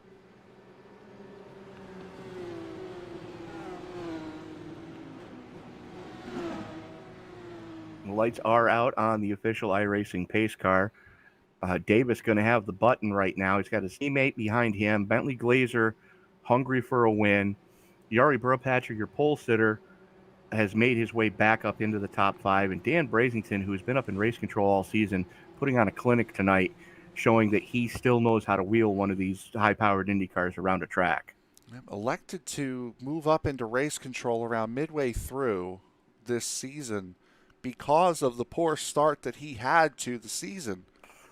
He decided he'd be better off in race control, decides to come down for the season finale with Nate Siefker going up into race control tonight. And look at the start that both FBR cars get. Butch Davis and Chad Simpson line astern as we start this race again. 13 to go. 6 car lengths to the good over Bentley Glazer. Caught him asleep at the switch. Glazer using the draft, though, trying to reel these guys back in as Simpson throws it to the inside, hauling it off into turn number 3, side by side with his teammate. Full send it mode, and here comes Glazer. Bentley Glazer having a fantastic run here tonight. Again, started in the 21st position after not qualifying here for this race. First driver of the non-qualifiers to line up on the grid. Butch Davis back out front. Is a repeat of Iowa. Davis and Simpson just trading it back and forth at the different ends of the track. Right now, Simpson gets the advantage as he's got it timed going through 3 and 4. Davis has it better timed going through 1 and 2. Davis doesn't have to win the race to get third place in points, but he wants that win. He's hungry for that win, as is his teammate, Chad Simpson. And I know for a fact those guys have only one rule up amongst them. Try not to kill each other, but if you are going to get together, make sure it's a Sports Center highlight. And Butch Davis looking for his 3rd win in Sim Racer's Edge. Chad Simpson looking for his 4th. Somebody up here looking for his 1st. The man who currently occupies the 3rd position, that's Yari Brupatcher. Sitting in 3rd is Bentley Glazer. Starting to fall off a little bit in that number 87. Mike Sturgill battling with Dan Brazington for the final spot inside the top 5. Jeff Hollingsworth sitting right there behind them as well. Brazington really carrying the flag for Voodoo tonight. Absolutely. 9 laps to go. Running out of time right now as, these guys up towards the front. There's a big gap between 4th place Bentley Glazer and 5th place Dan Brazington. We saw it back at Michigan this season is one guy would lead the first half of the lap, the other guy would lead the second half of the lap. And right now, that's exactly what we're seeing here. Butch Davis has the lead from the start-finish line all the way till about the midway point of the back straightaway. Chad Simpson has the lead all the way from the midway point of the back straightaway to back to the start-finish line. Butch Davis has to do something to break that trend because he would finish 2nd if that were the case. And now Yari Brupatcher, who again started on pole tonight, is right there. Davis has to protect the inside coming off of 2 and get to the inside going into 3 as Simpson's able to get to his inside on corner entry going into 3. Davis has got to protect that inside lane if he's going to hope for it, as we are closing in on 6 to go this time across the stripe. He's trying to get that run on the outside line, but on these fresh tires, it's just not going to work. As now Yari Brupatcher starting to put an attack on Chad Simpson, and that was exactly what Butch Davis needed, was for Simpson to have to look behind him for just a split second, because now that has broken that trend. 5 laps to go. Absolutely, and you saw Davis throw the block going in the middle of 3 and 4 to keep his teammate behind him. Davis doing everything he can to try to get max points out of this race. Brupatcher and Simpson side by side going into 3. Give the spot to Brupatcher, power move, just full send it mode. And he wants another one as he goes to the inside of Davis coming through the front stretch. Goes around Chad Simpson on the outside and then has enough speed and momentum to get to the inside of Butch Davis before the exit of the corner. Comes down in front of Chad Simpson. Yari Brupatcher with some speed here with 4 to go. 3.5 now. Going down into turn number 3. Brupatcher and Davis battling for the race lead.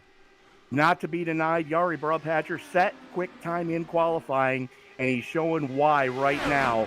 It's go time 3 laps to go, and Broadpatcher is on a charge as he now wrestles the lead finally away from Butch Davis and does exactly what he needs to, protects the inside line going into 3. Jari Broadpatcher looking for his first win in his Sim Racers Edge career, has the fastest lap of the race at a 24.95. Butch Davis, the only other driver to put it into the 24-second bracket. 2 laps to go. Davis holds that advantage on the outside line of being able to slingshot around. Meanwhile, Broadpatcher trying to claw his way on the inside now has to surrender the position and give it up. Going to try the outside now on Davis as they come to the white flag. White flag in the air. Davis showing the way. Broadpatcher 1.5 miles to get it done. Going to try the slingshot coming off of 2. Davis with the lead. Jari Broadpatcher throws it to the inside, coming off of 2, going into 3. Broadpatcher to the inside. This is going to be a classic Atlanta finish. Butch Davis will have to duck in behind the number 89. They run coming to the line. Simpson's going to win the race. Both Broadpatcher and Butch Davis battling for the race win, collide going into the dogleg, and that will give Chad Simpson his 4th win in 8 tries this season. What a year. What a way to end it. What a finish we just saw. Bentley Glazer dodging cartilage and debris as those two were crashing in front of him, able to hang on for second. Michael Sturgill in third. Brazington coming home in fourth. Broadpatcher just barely able to clip Davis at the line for fifth. Davis getting 6th place points tonight. That is going to cement Davis, though, with enough positions in front of Jeffrey Roulette to give him 3rd place in points. Oh, and that was on Broadpatcher. Unfortunately, Jari came up and clipped the front end of Butch Davis. And that is what put an end to those two guys' night. As you'll see, here's Davis. Comes in behind. Not sure if Davis would have had the momentum, but it was definitely Broadpatcher who came up. Not sure if that was just momentum taking him up or if that was him trying to throw a block. Either way, that allows Chad Simpson to squeak through with the race win. And we'll watch it now from Glazer's perspective. As you see those two battling up there. The collision, and that was not netcoat, that was a collision, and boy, Glazer gets away with one there. And look who comes home in third. Michael Sturgill comes home in third in just his 2nd start of the season. Unbelievable. User left your channel. So what a night we have had here at Atlanta Motor Speedway. An incredible night of racing. As we are waiting for Tony to return for us to get our interviews in here. As we have the interviews ready, we're just waiting on... User joined your channel. Just waiting on Tony. And right now we have Tony back, which means we now have the race winner, Chad Simpson, User was moved up to your in channel. the booth with us. Error. Tony, take it away. Chad Simpson, you ran up front most of the night, and it looked like everything was lost when Broadpatcher was able to get around you on the high side. You were basically in 3rd place coming out of the final corner, and were able to miss the carnage as your teammate Butch Davis and Jari Broadpatcher just wadded him coming off of 4. Yeah, well, I wasn't up front most of the night. It took me half the race to get there. I started out just stupid tight in dirty air and dropped back to 8th. And that yellow about halfway kind of saved me, got me back up front. Me and Butch, we were trying to swap draft there and hold everybody behind us. And I got a run and kind of messed up our mojo. So I kind of gave the race to them and let them race it out and just sat where I was. And, you watch them wreck and you hope you miss it. Well, you saw him wreck and you did miss it, but what a season you've had, sir! 8 starts, 4 victories. Just an amazing win percentage, 50% of all starts you've done here in the Sim Racer's Edge. Is it safe to say that you are definitely looking forward to the season 3 starting? Yeah, and I heard they announced the schedule yesterday. I haven't looked at it yet, but I know that there's some changes they're going to be doing that should make things better for the league. And doing a full season will give me a championship shot, I feel like. Absolutely. Especially with as strong as you've been running since you came into the Sim Racer's Edge folds. You're definitely looking forward to seeing what you can do with a full season of starts under your belt. But Chad, again, congratulations on winning the season finale here at the Atlanta Motor Speedway. Is there anybody you want to thank before we let you go celebrate? I have to congratulate Nate on the championship, and doing race control tonight, sitting out, was a classy thing to do, to let Dan run. Butch, tough finish, but we were working together at the end. I mean, we were working together all the time, but we were really working together at the end. My guy is at VRS Satellite Racing, and everybody else at FBR Motorsports. Coming back next season, and hopefully we can make a championship run. All right, Chad Simpson, congratulations on your 4th win in 8 starts. Looking forward to seeing you in season 3. Enjoy the off season, as short as it's going to be, and we'll see you at the start of season 3, sir. All right, thanks, guys. User was moved out of your channel. So that was your User was moved to race your channel. winner, Chad Simpson. And now we have joining us the 2nd place finisher here tonight. That would be Bentley Glazer. And Bentley, a very solid night for you. Took you a while to get up to the front, but as you would expect, starting in the 21st position. What was it like for you here tonight, and just how tough was the racing? I was very tough. I'm really excited for second too. During that one run, right before the last caution, I think I finally got away from him, got to the lead, and touched the lap car, and had to make a great save. But yeah, that was fun. Yeah, it absolutely was. It was one hell of a night here at Atlanta. Your car really seemed to come in as the run went on. Was that last run just a little too short for you, or was that just, or were you just trying to let those guys do battle and see what happened in front? Yeah, I was definitely a lot faster once we got like 15 or so laps on the tires. I don't know why I was so slow on that short run. I tried, but couldn't keep up. Got tight and should have ran higher the most time, but I was trying to get the low line going. Now, expecting you to be back here for season number 3. It's going to be a little bit longer. I believe 18 races in season 3 next season. What are your expectations? And I'm sure with a season of IndyCar racing under your belt, I'm sure you're going to be looking a little bit more competitive next season, and goals maybe set a little bit higher than this year. Definitely. I hope to do well. Right now, with the damage model, whenever there's a big wreck, for some reason I blink out. Sometimes I lose a lap. I don't know. I'm pretty sure it's because my computer is crappy, but that's been annoying this year. It's kind of hurt a lot of my finishes.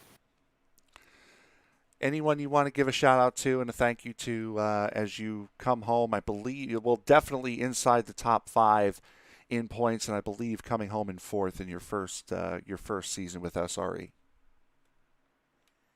Thanks to my team, OGR, and thanks SRE for having me. It's been a lot of fun. All right, there's your 2nd place finisher here tonight, Bentley Glazer. Bud, congratulations.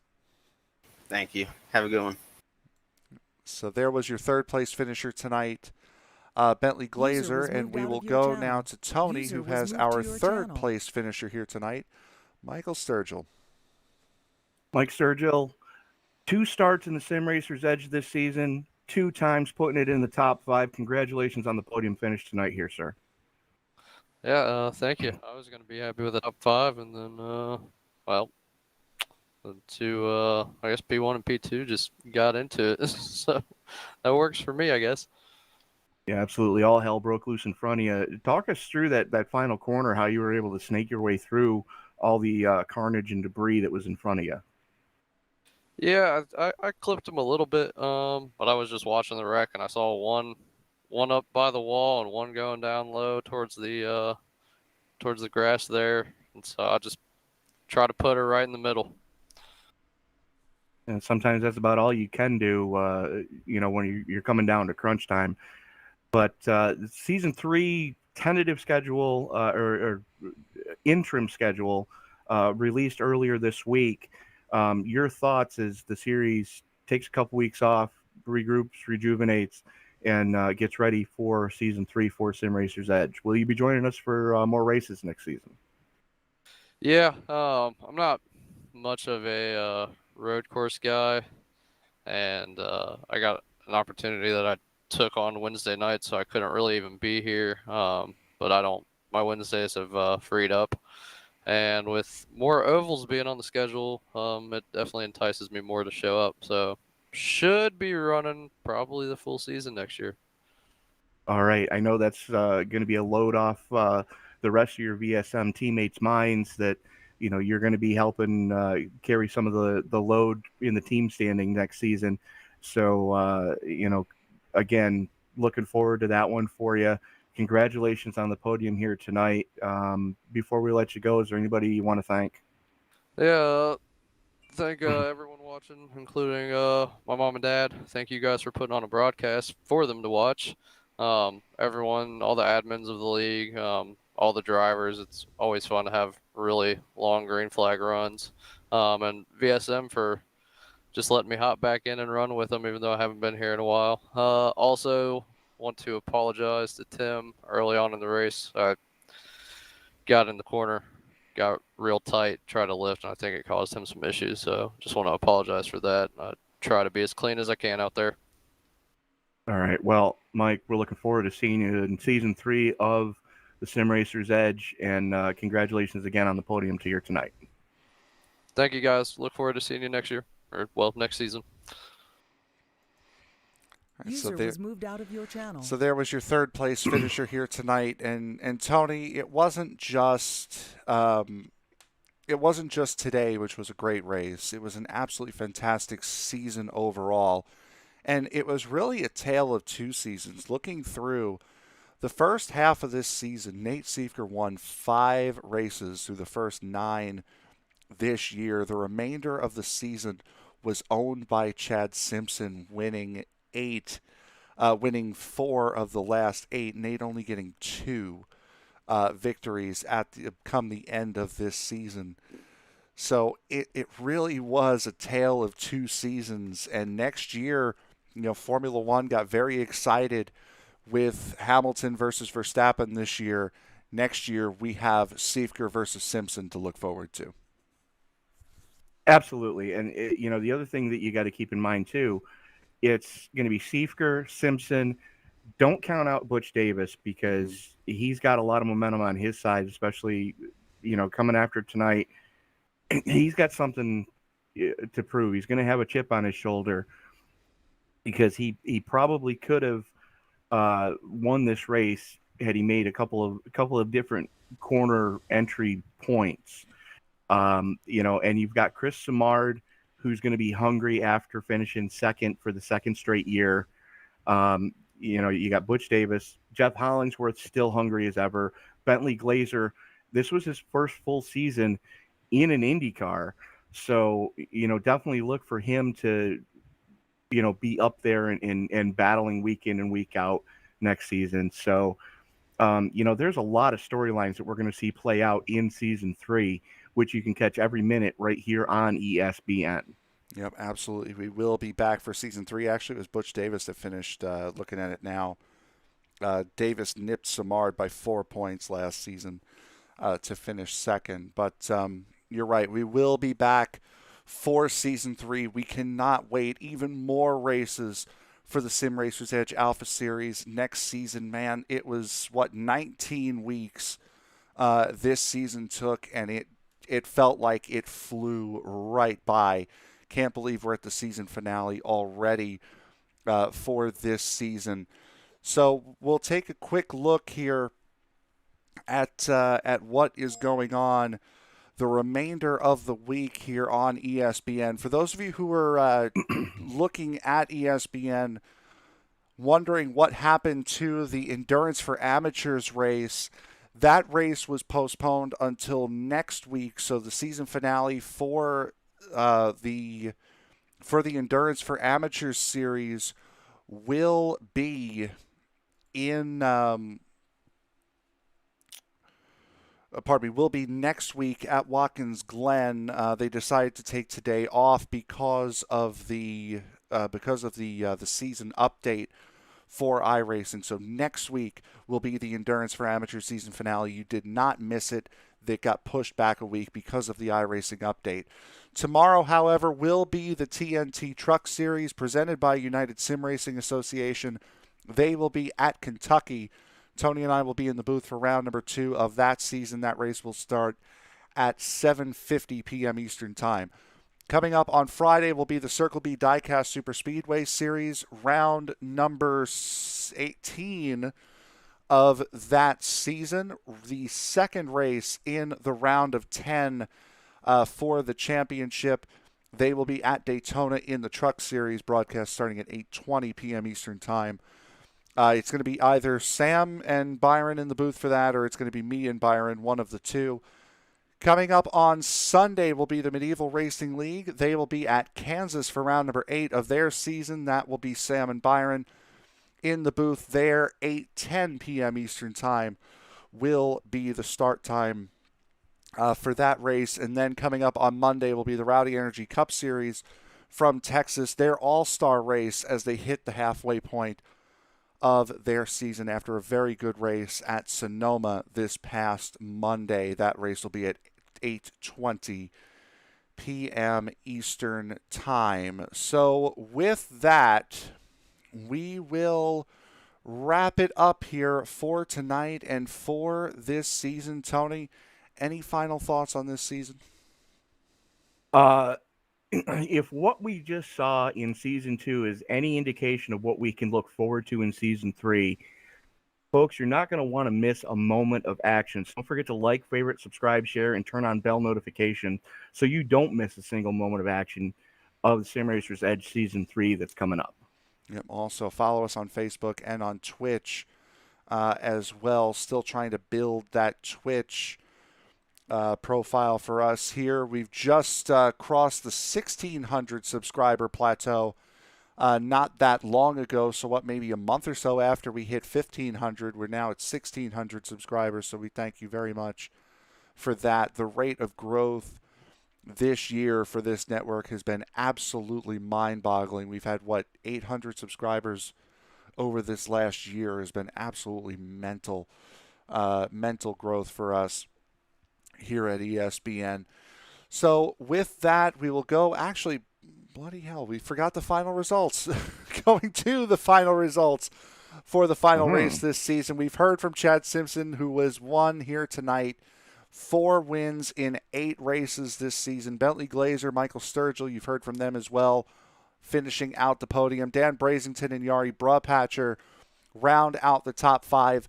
Butch Davis, Tyler Bloom, Jeff Hollingsworth, Mark Mcfadden, and Mike Grandy rounding out the top 10. Michael Bourne coming home in 10th, and this coming home in 11th. He was the last driver running here tonight. The rest of the runners here are DNFs. Jose Viguera, Shane Loveridge, Chris Simard, and Paul Crumry round out the top 15. Kevin O'Brien coming home in 16th. Ronnie Osmer in 17th. Tim Bates 18th. 19th going to Brett Beasley. Johnny Antonucci in 20th. Jeffrey Roulette in 21st. Charles Woods 22nd.